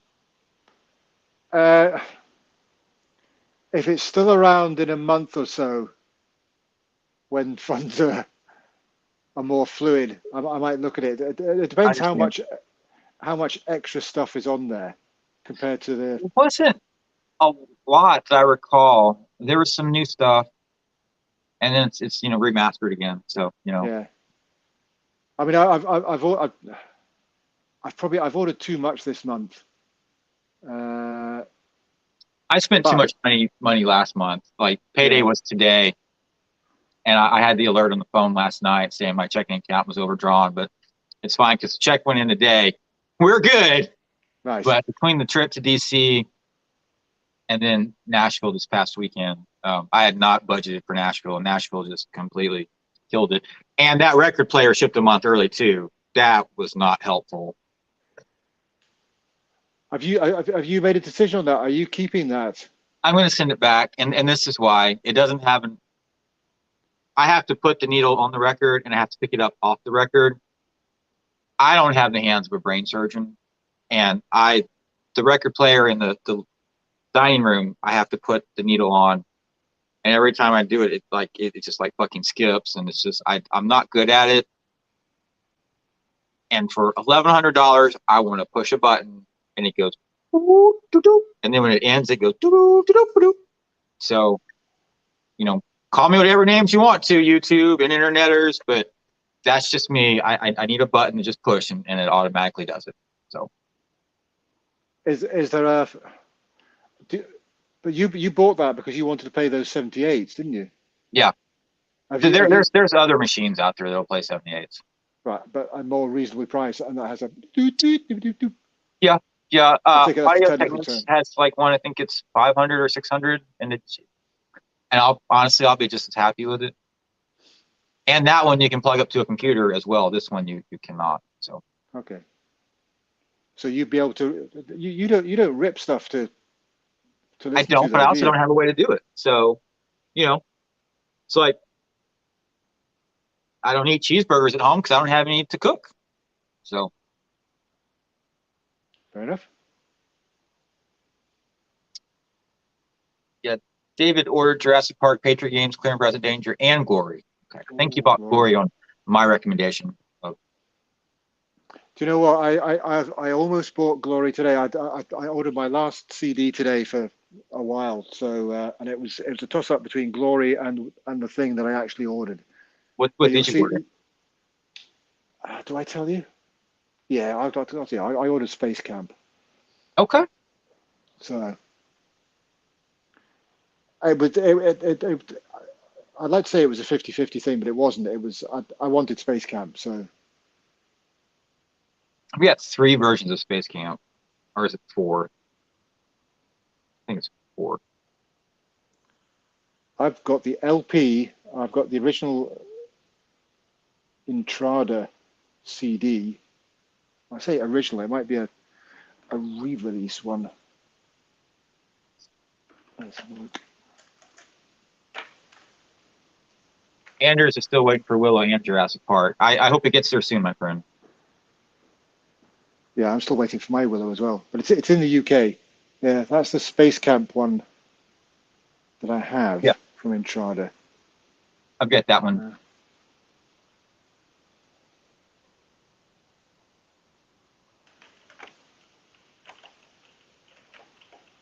Now I can't get it back in the shelf.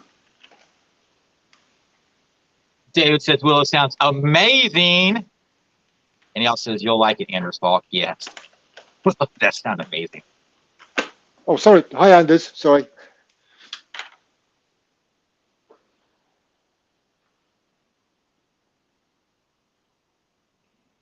Yeah, so I've ordered Space Camp. I've ordered something from the Varese International Store, which shipped today, so I should get that either tomorrow or the day after. That's what I love about Varese here, having it in the UK. They ship really, really quickly. And I ordered something from eBay as well. Another Yes, John Williams. yes, Yeah, eBay rocks. yes, it does.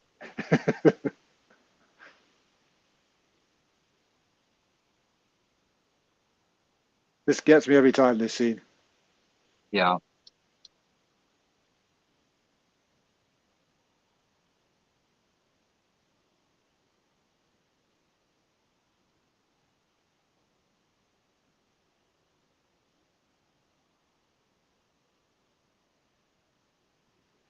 I watch, the reaction channels, the people on YouTube that watch a film for the first time, Mhm. and I watch a couple of those. There's one called Popcorn in Bed with a Canadian lady called Cassie who lives in the States now.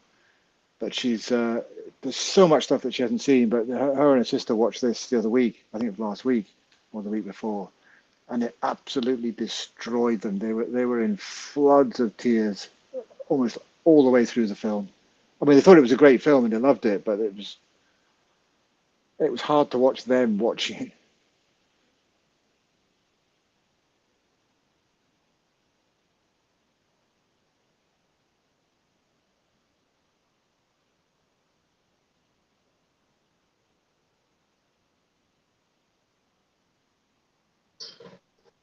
What's that guy's name? Donald Logue. That's it. I'm amazed how you know all these people's names.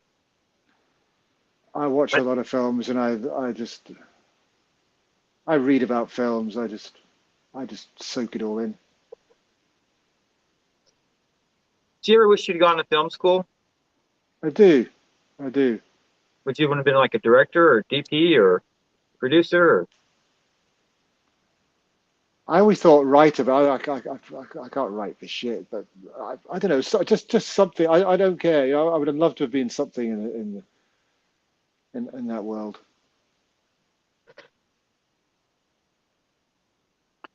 Yeah, Brett, we're all waiting for the complete Star Wars to come out. And it's like, do you do that like Erik was saying a couple weeks ago? Like, do you do that as like one massive box set, or you do each trilogy as a box set, or you do them each individually, or Do you know what? I would like to see them done individually, so and space it out, everybody could afford it. space it out. You know, Yeah, because don't don't do all it's great nine in having 7 months. yeah, it's great having these box sets. They're lovely and they're great kind of things to hold and look at, but they're sometimes prohibitively expensive to some Yeah, people.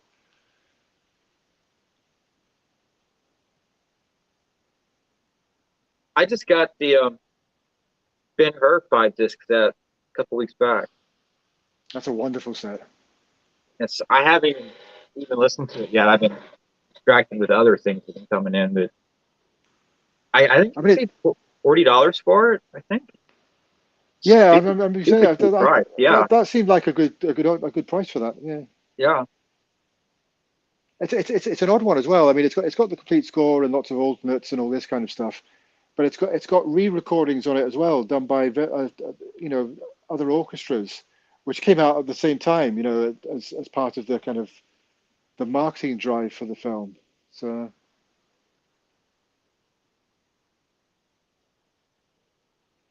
do you have the Tadlow re-recording of that as well? I don't. I think that's the only Ben Hur I have.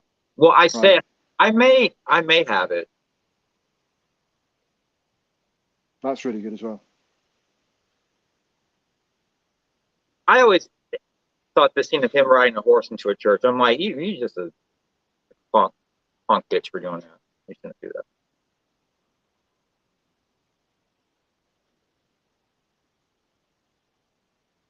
And that's just I so do. evil. Like, you may be forgiven. That's between you and God. It's like, damn, son, how would you get so cold? And having him ride into the church on the horse is it Got just really makes big. him a bigger tit. You know, it just makes you hate him even more, which is what you need.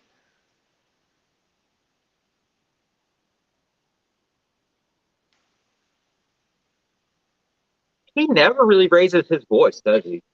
No, He sure does glare. Well, I'm trying to think. I've never seen Jason Isaacs play a decent guy. I don't think. and I bet in real life he's like the nicest guy ever. I mean, I've seen him interviewed, and he does seem like a really genuinely nice guy.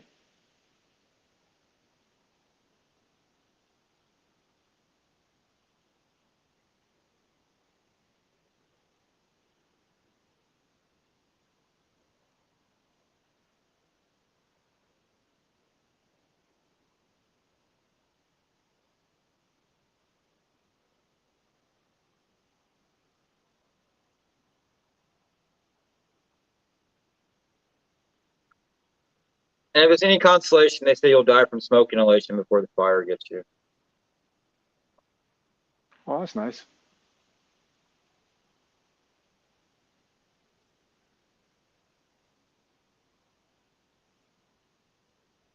Yeah, I read it online or I saw it on a History Channel documentary. They were talking about the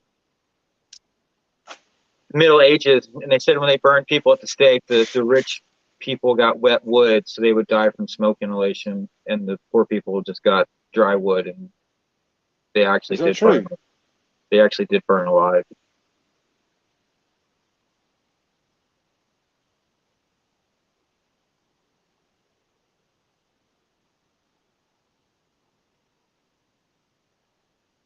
So that was your morbid thought for the day. Yeah, that's.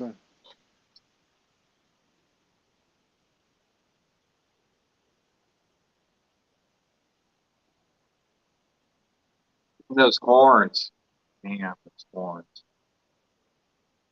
I would hate to hear the National Symphony attempt to do that.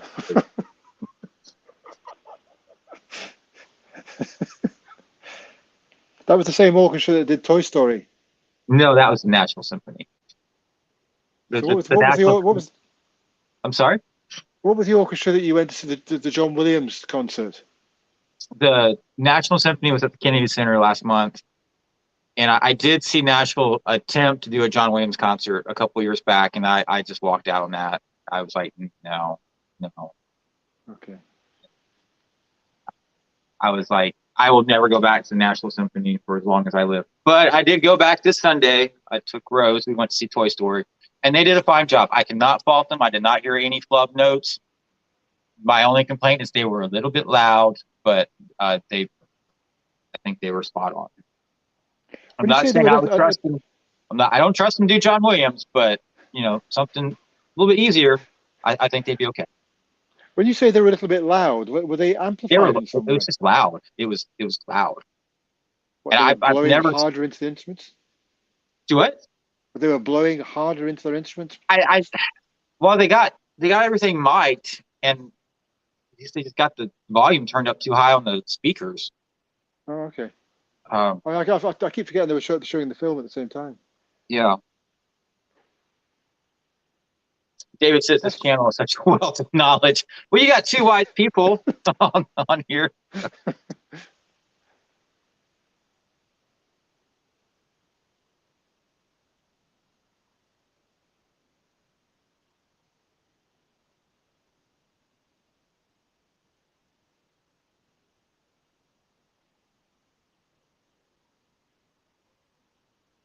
this film. When you look at it, it's just crammed with tragedy, isn't it? It is. It is. And like, it's about to get worse because Gabriel's going to die. Spoiler alert. Spoiler alert. Don't hate people.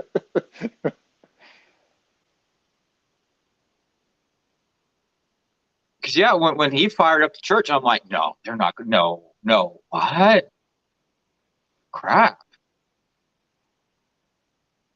And I thought this was going to be like, the big climax of the film coming up here. Like, yeah, they're going to get the bastard. Yeah, but there's another 2 hours to go. Yeah.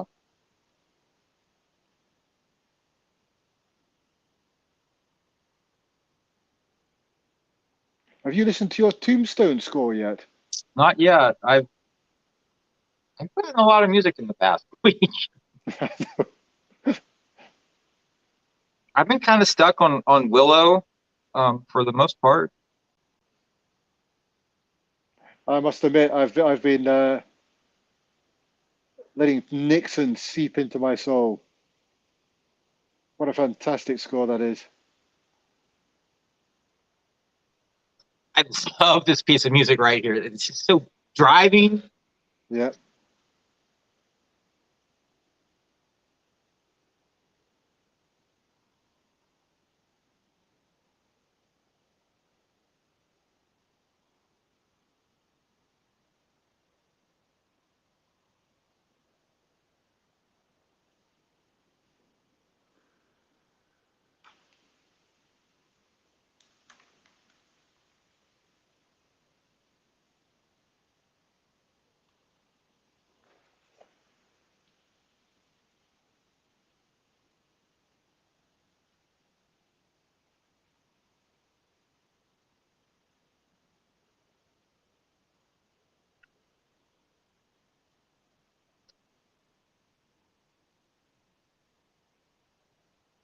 Is this on the soundtrack? It is. This, sometimes it's hard to find stuff on a John Williams soundtrack because sometimes the particular one you want to listen to is buried in something that you wouldn't Yeah. expect it to be in. Take two pieces and make one piece. Yeah.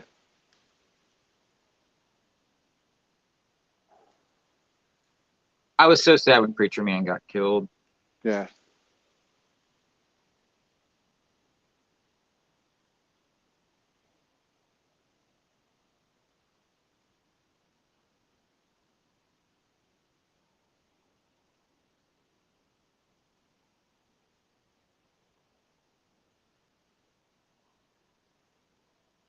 And I was like, yes, he got it. But no,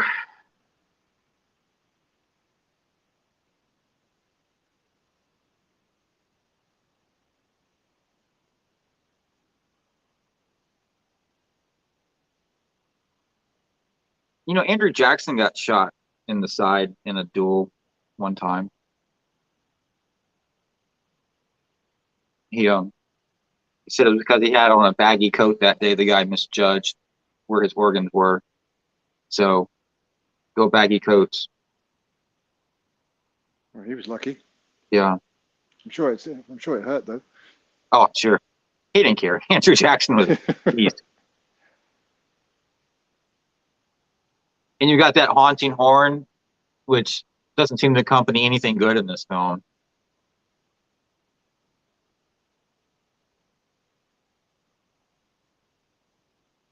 Oh, it's good to see I've been spreading the pasta love around people.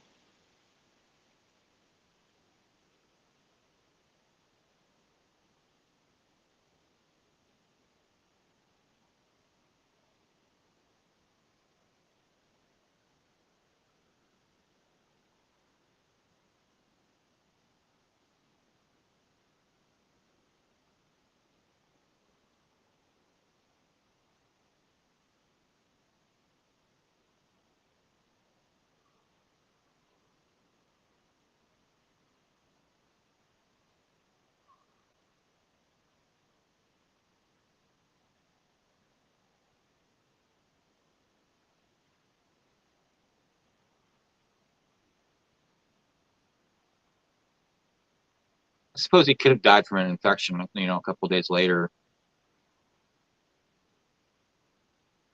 But we all know he lives until the end of the movie where he gets the bayonet shoved through his throat.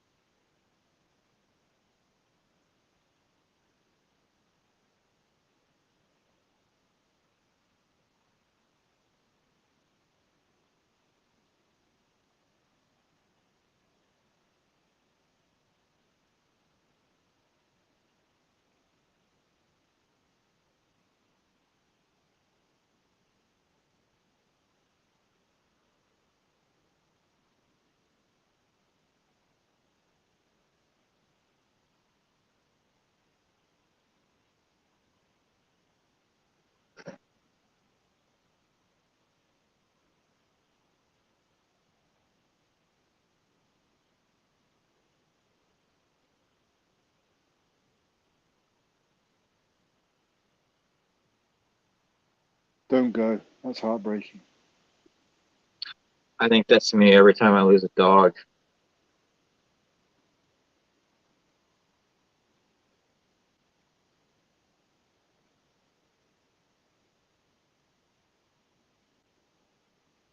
Yeah, that's pretty much me right there.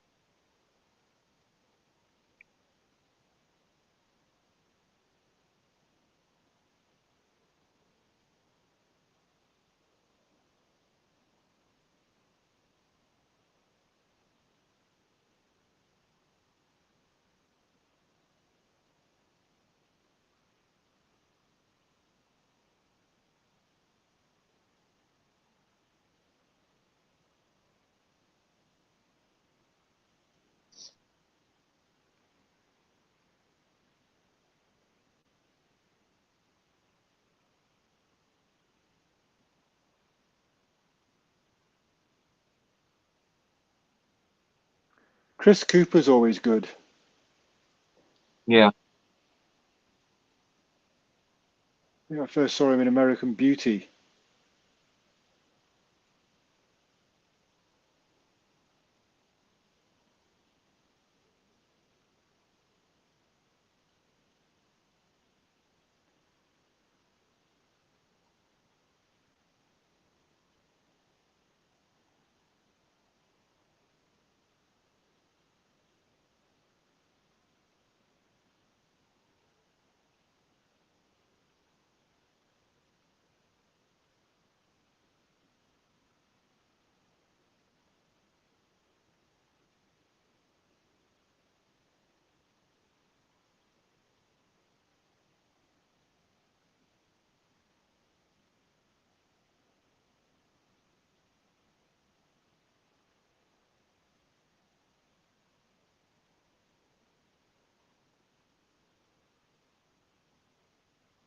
That's a great line.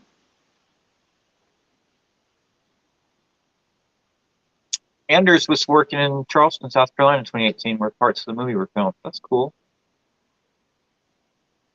South Carolina is a lovely state. It's not too far from here. It's very pretty.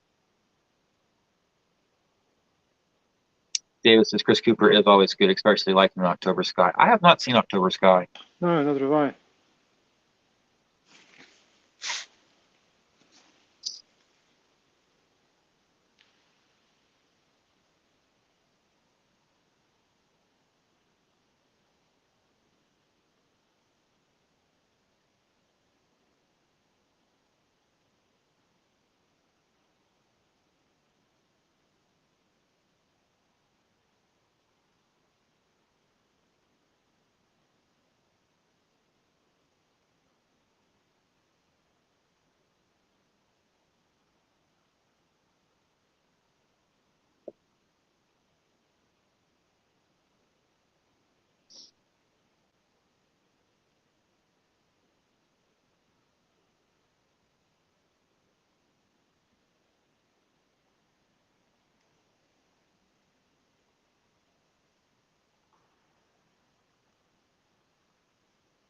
It's a gorgeous shot.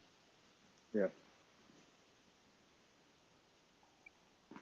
That's an awesome tree.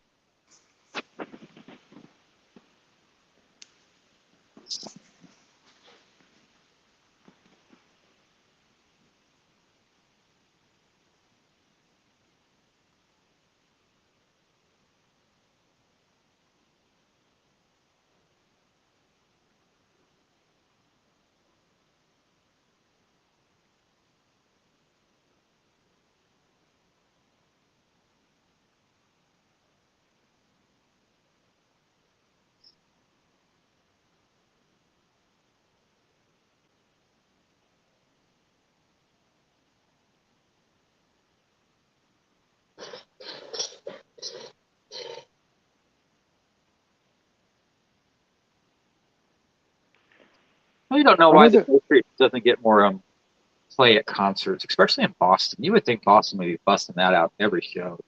Yeah.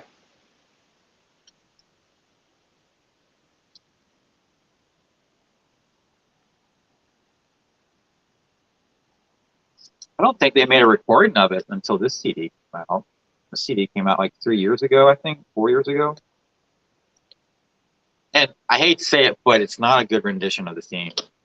I know. I downloaded it just because I love the Patriot score, and I mean it was all right, but it was just a bit. They fiddle-faddled with the ending of it somehow. The FSO's rendition of the theme is Yeah. that's It's a showstopper. yeah.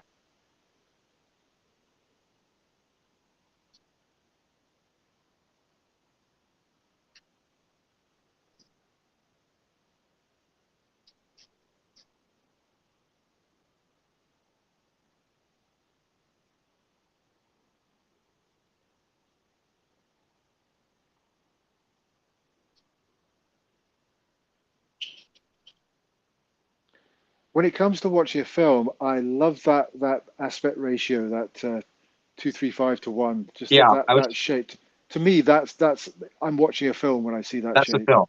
Yeah. Yeah, It's like I hate it when Steven Spielberg does something in 1.85. It just yeah. irritates me. It's like, what are you doing? Why have you done it? I remember Richard Donner talking about he was going to do The Omen in 185. And somebody said, well, you know, you're making a film, a cinema film, and this is, you know, Yeah. it's got an epic, even if it's a personal story, it's got an epic scope to it. He says, yeah, but, you know, I'm going to be doing lots of close-ups. It's going to be lots of two shots of just people in rooms. He said, yeah, but you can do that even better with Yeah. that. Everything's better than 2.35. And he came round to it. After that, almost everything he did was in that 235 frame. When I bought Empire of the Sun on Laserdisc, I was so pissed when it was 1.85. I'm like, For a why would film you that come? screams to be that, you know.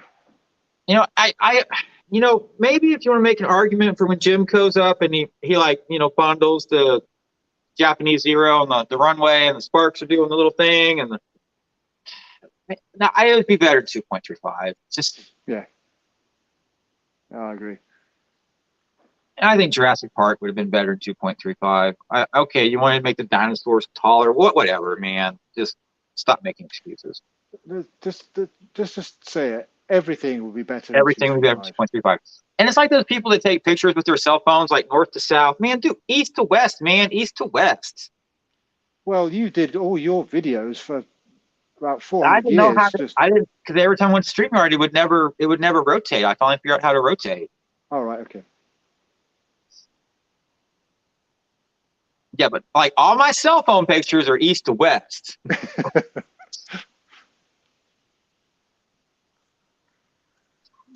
Brett says he loves hearing trash talk about 1.85. You come to the right place. You wait till Erik Woods Yeah. gets back on here. We're gonna really trash talk it. And we I get mean, the we spent. triumphant Patriot theme again. Yeah. I just want to gallop across the battlefield in a horse with an American flag. I love you, Brett. 2.35. That's right.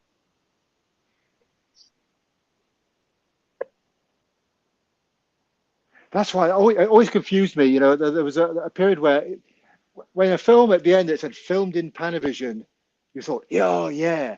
But Yeah. then then it became just I think in the 80s and 90s, it became just a very general thing, meaning they'd used Panavision cameras. Mhm. Didn't mean that it was being filmed then. And so I thought, no, you're just confusing the issue. Panavision to me is that 235. Yeah. Lawrence of Arabia. Not. Mm-mm. Yeah.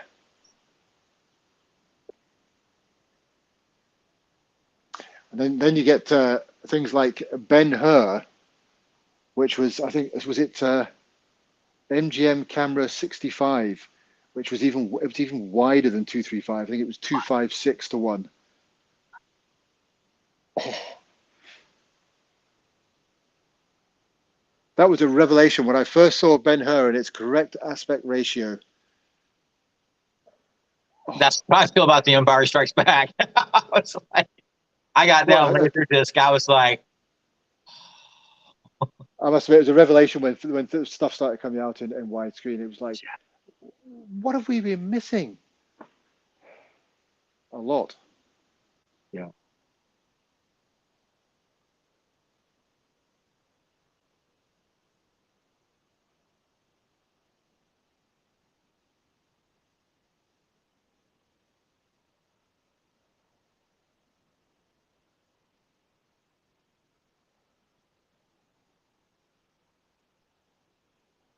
I like it that they've become friends through this film. Yeah.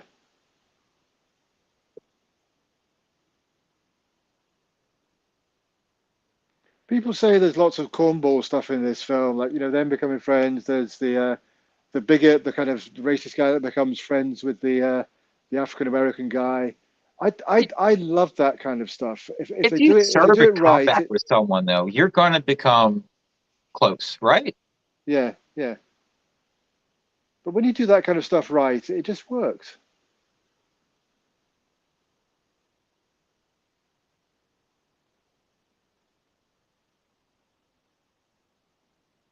That had to have been a visual effects shot. If that's the case, it was superbly well done.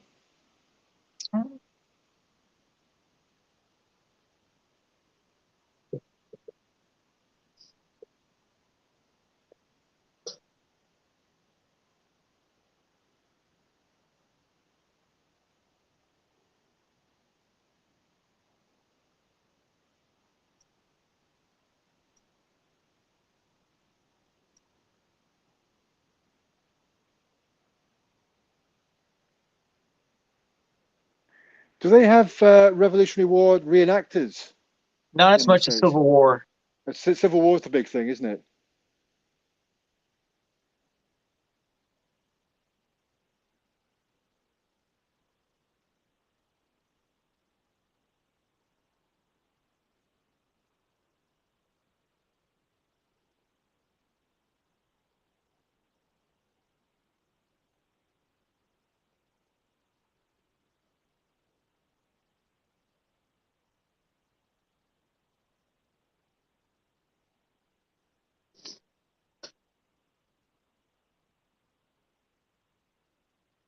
Yeah, I don't like the whole lining up and getting shot type thing. There goes a cannonball. Ooh, that's gross.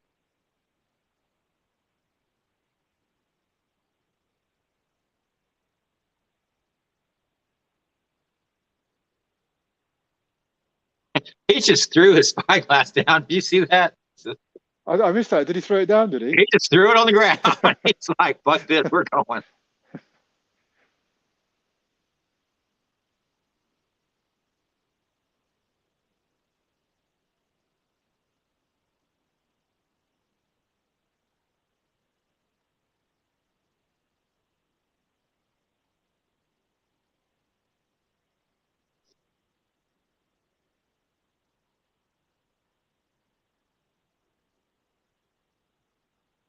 Was this the plan all along? Yes, they put him in the center, and then when they fall back, the British would come forward, and then you would engulf them on the sides, and then you'd have standard army back here waiting for him as well. Do you think he explained the plan to everyone? Because he must have had to say, look, hundreds of you are going to die for this plan to work. Isn't that what war's all about? Yeah, I suppose. Yeah.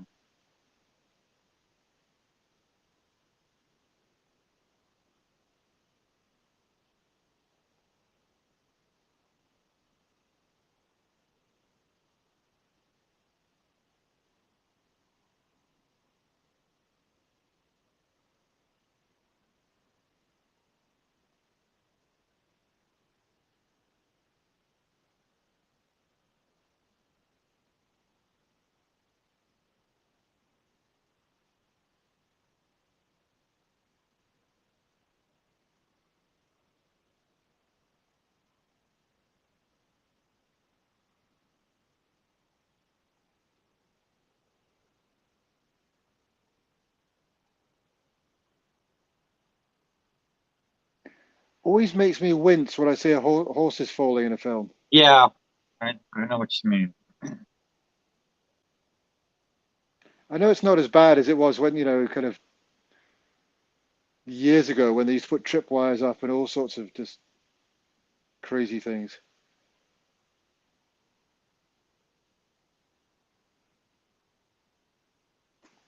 I think nowadays they spend months and months training one horse to do a particular They do. thing. Yeah, they're extremely well trained. Yeah.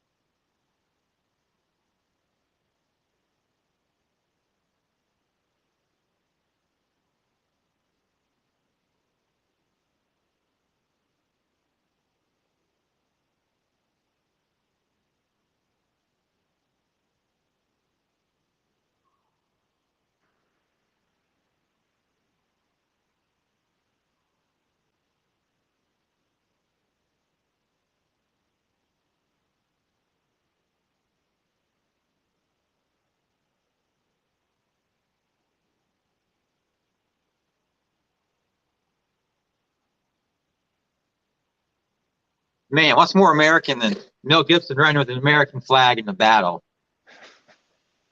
Except Mel Gibson's from Australia. He was born in America. Was he? Yeah.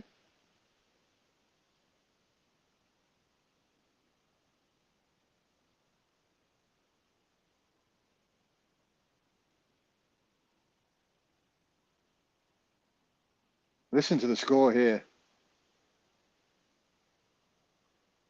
I'm English. I'd follow him. USA! USA!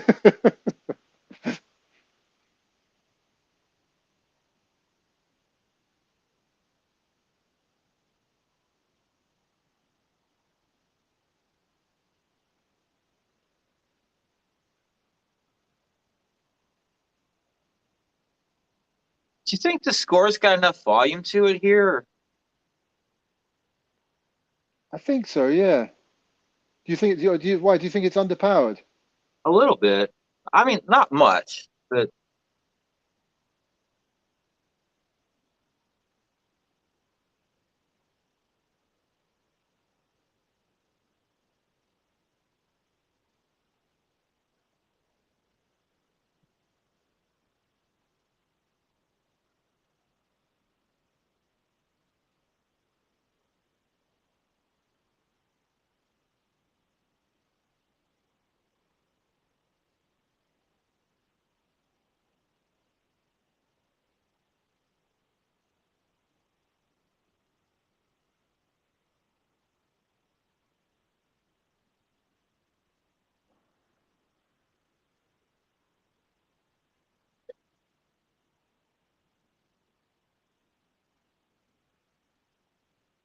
almost got like a Jaws drive to it right there. Yeah.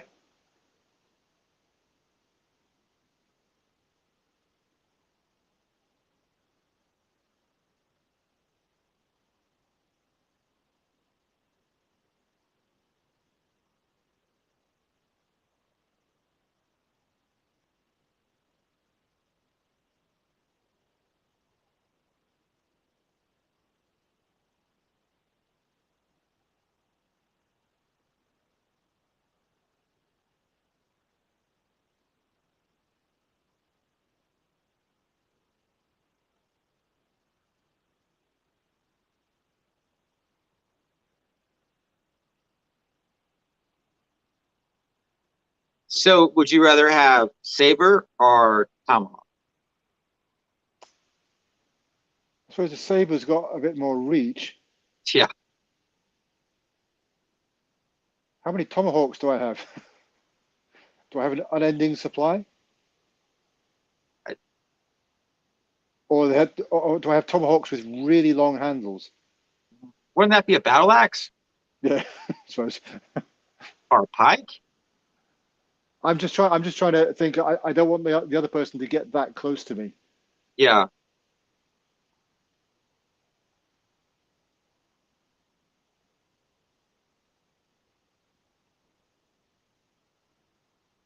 I'll take the machine gun actually. Good choice.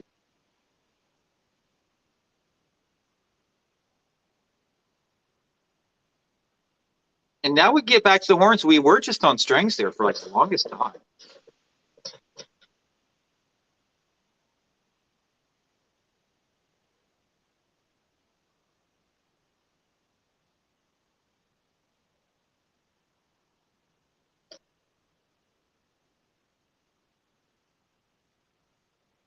And this was the part in the film I'm sitting there in the theater watching it. I'm like, they're actually going to kill Mel Gibson. Yeah. I'm like, you gotta be kidding me. I love this bit of score here. Very reminiscent of Born on the 4th of on the July. 4th of July.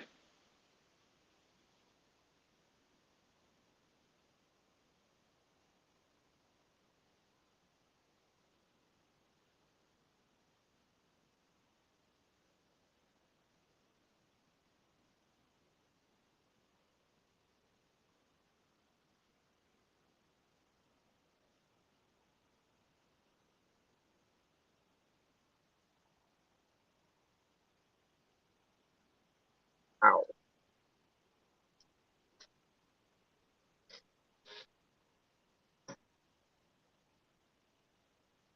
That's a great bit of editing there, going from that slow motion to kind of normal speed to for him ducking away.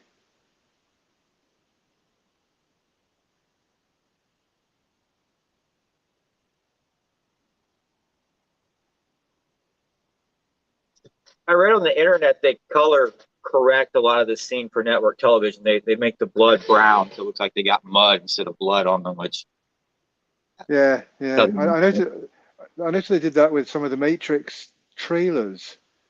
There's some of the, I think it's Matrix Revolutions or whichever the third Matrix film was. There's one scene where they're very bloody. There's blood all over them, but they just made it look black, and it just looked odd. I hate it when they edit stuff or cut things out or just mess with films for TV showings. Yeah, George Lucas. I'm not going to go down that rabbit hole. Ah, Brett asks, "Is Born the Fourth of July a good soundtrack?" The soundtrack release, I believe, was MCA Records. The first half, or side A, is song. Side B is film score. It's not complete. I think it's like 4 or 5 pieces from the film. Yeah, it's not very long, is it? It's not. There are some imports out there that are pretty much complete to varying qualities.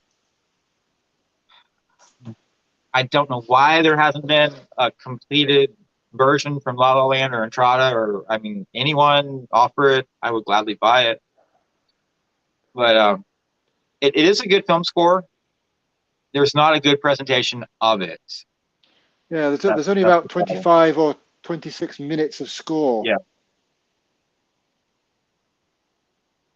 But if you want to hit the high points, like the main theme and the end credits, or just if you want to skip the end credits, if you just want like a taste of it, I would suggest the end credits. Yeah.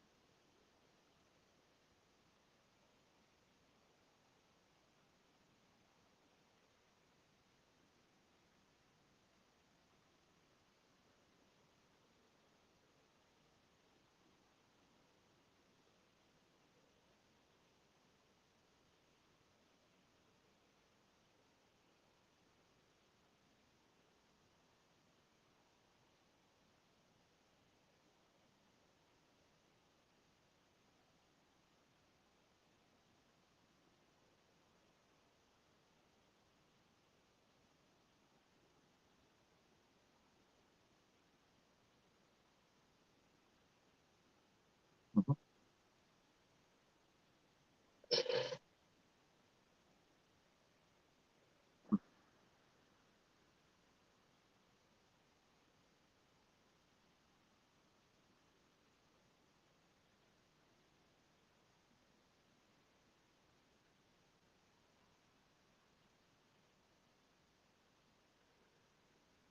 What happened to his daughters again? They were killed in war.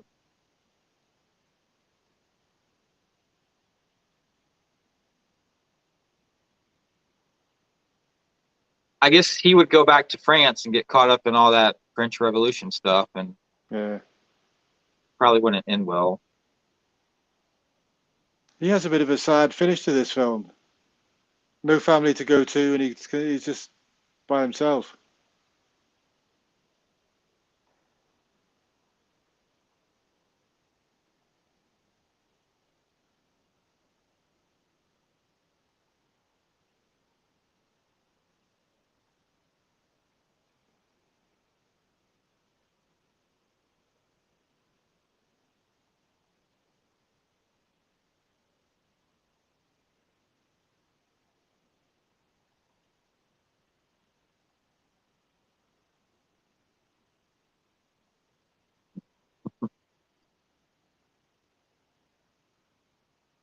She was 21 when she died. Yeah.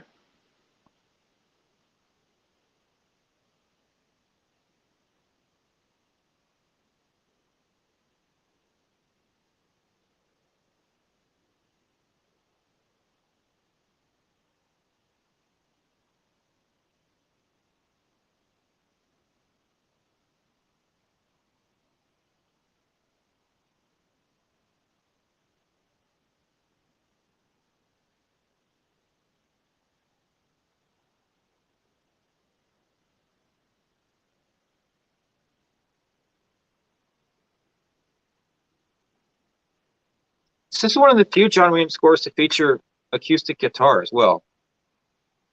I don't feel like I mentioned that before. Yeah. I think Stepmom had a guitar in it.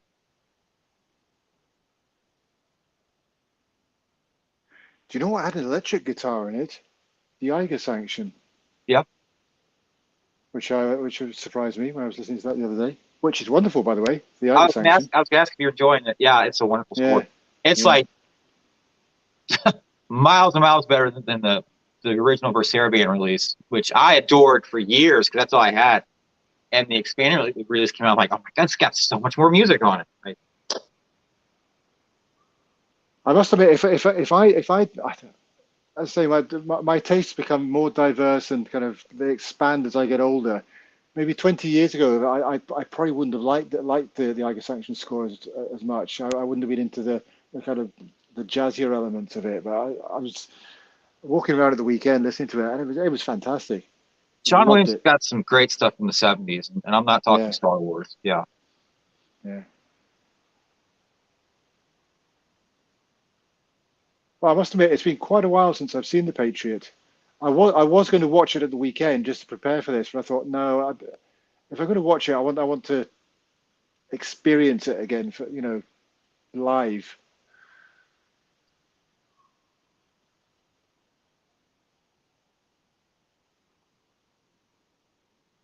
And how do people not like this score? Did you say they said it was derivative? Derivative, John Williams on autopilot, lazy. Um, Someone said it lacked any melody. What? Listen It to lacked this. it lacked originality. Cut and paste. Yeah, and that was on like John Williams,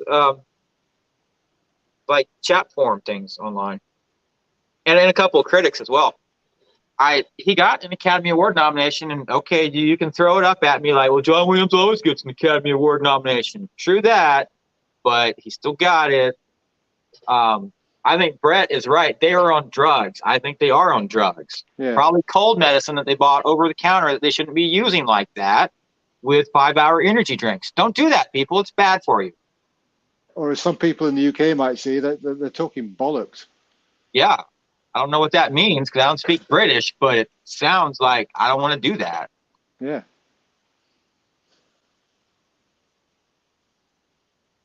Like, it's got a very inspiring driving theme right here, right here. Give me a horse, give me a flag. I'll grab my musket. We'll ride down the street. No, I don't really have a musket. I do have a Crimean War era Enfield, though. Really? Yeah. A real one? Yeah. You want to see What it? else would it be? I mean, I can grab it. It's like right over there in the closet.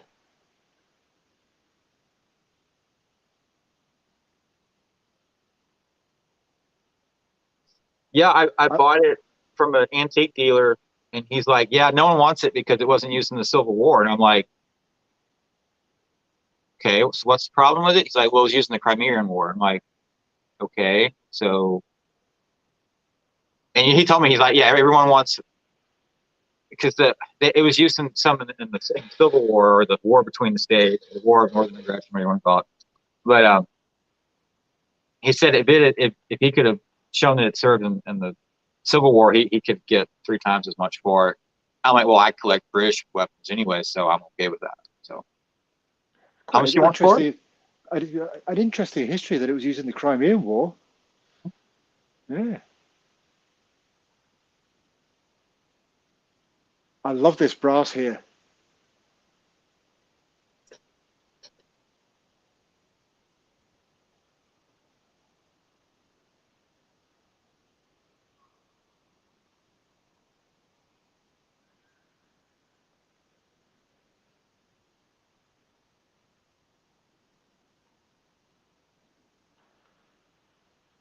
I was thinking about a subject for when the Batman trio are back to get together again. Is John Williams has some great ends to music. You know, he sometimes knows how to end music on a real kind of, you know, Yeah. punch the air. But sometimes it can go on a bit long. He doesn't know when to end. And I always thought that Jerry Goldsmith, John Williams didn't know when to end. Jerry Goldsmith didn't know how to end. Jerry Goldsmith would go da da da da da bum bum, and that was it. Oh, it's finished. You know, just it was kind of really abrupt. Whereas John Williams would go on for like 25 minutes to end his piece of music. And you think, oh, this is the end, da-da, and there'd be a little bit more.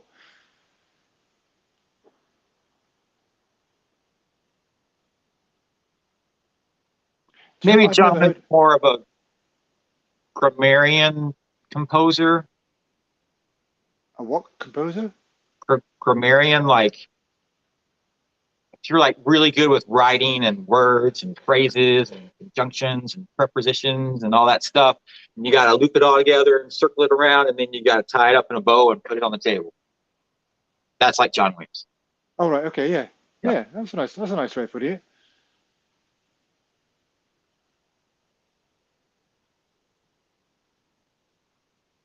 Have you ever heard the Raiders March performed live at a concert and have that quiet bit at the end that was on the Mhm. original? You know the bit I'm Yeah. talking about where comes to an end and then there's just Mhm. the quiet little Raiders. You ever heard that in concert? Yeah. Oh, I never have. Because for most people, if you know, who aren't rabid kind of uh, John Williams fans, that as soon as you get that crescendo at the end, they'd go, "Yay!" Oh, you know, and then there's that quiet bit.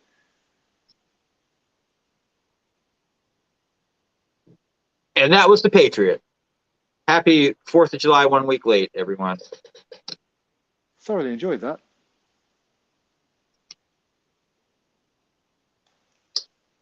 Especially in 4K, it looked fantastic.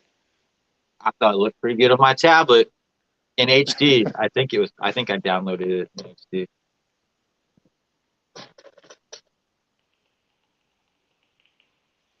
So what do you want to do next week, Mr. Ian? Erik will still be Uh, in the Newfoundland place. uh, we could. I don't know. What do you think? Watch another film, or Watch another film. Um, I picked this one. You picked the next one. how about the Patriot 2? You mean the War of 1812? Yes, that's what I meant. That's when y'all came over and burned DC to the ground. Do they make a film of it? I don't know. If they made a film of it with music by Jerry Goldsmith, that would be a great watch. Does Yeah, anybody know?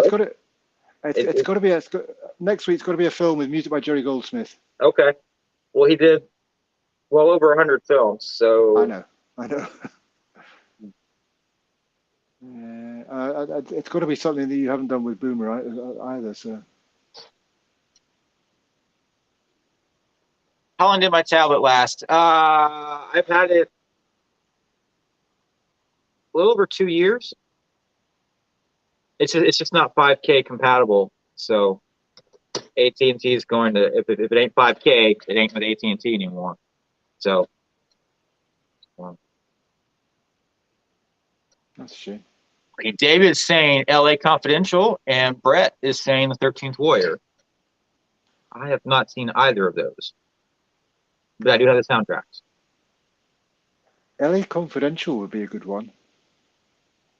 Okay. That's a cracking film. It's a what film? Oh, sorry. It's a good film. It's a very Okay. good film. Then Brett also suggested Air Force One. I know someone likes that film a lot. Ooh. You. Do you want to do Air Well, Force One? you did Air Force One last year, though, didn't you? I do it again. Hey, I had a cheeseburger yesterday. I'll have another one today. Would you want another cheeseburger next week? Sure. With A1 steak sauce, yeah, and tasty cheese. Throw some bacon on it. It doesn't have much fat. Yeah, I'm all about that. You know I love the Air Force One score. So it is, and so it shall be. Air Force One. Done. Air Force One works for David. It works for Brett. So that's 4 yays to 0 nays. Air Force One. It is.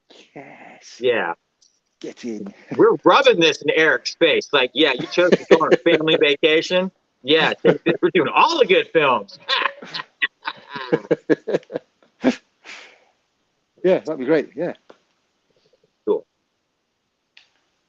Who suggested? Did Brett? Brett, are you the person that suggested Air Force One? Scroll back up. Scroll back up. Air Force One. Brett's in Air Force One. Okay. Yeah. So, thank you, Brett, for choosing next week's show. We will let thanks, David Brett. choose the following week. So, David, think of a film scored by James Horner. How about that? David, David, choose a James Horner film for the third week. Does that work, Ian? Yeah. All right, cool. Superb. All right. My phone is about to die. I am at 19 percentage points. Thank you, everyone, for tuning in. Wouldn't be a channel without all of y'all. Say thank you all so much. And thank you, Ian. Dops, don't shop. Keep listening to great film music. We will see you Wednesday night for Black Rain. Boomer will be on for Black Rain. My first introduction to Hans Zimmer. I mean, I knew he did Driving Miss Daisy, but I mean, when you're in 8th grade, you don't care about Driving Miss Daisy. You know, let's be honest. So tune in Wednesday night. Ian and I will be back next week with Air Force One. And at some point, if Erik Woods ever comes back from his vacation, we'll be back as well. Thank you all so much. And we will see you later. See you.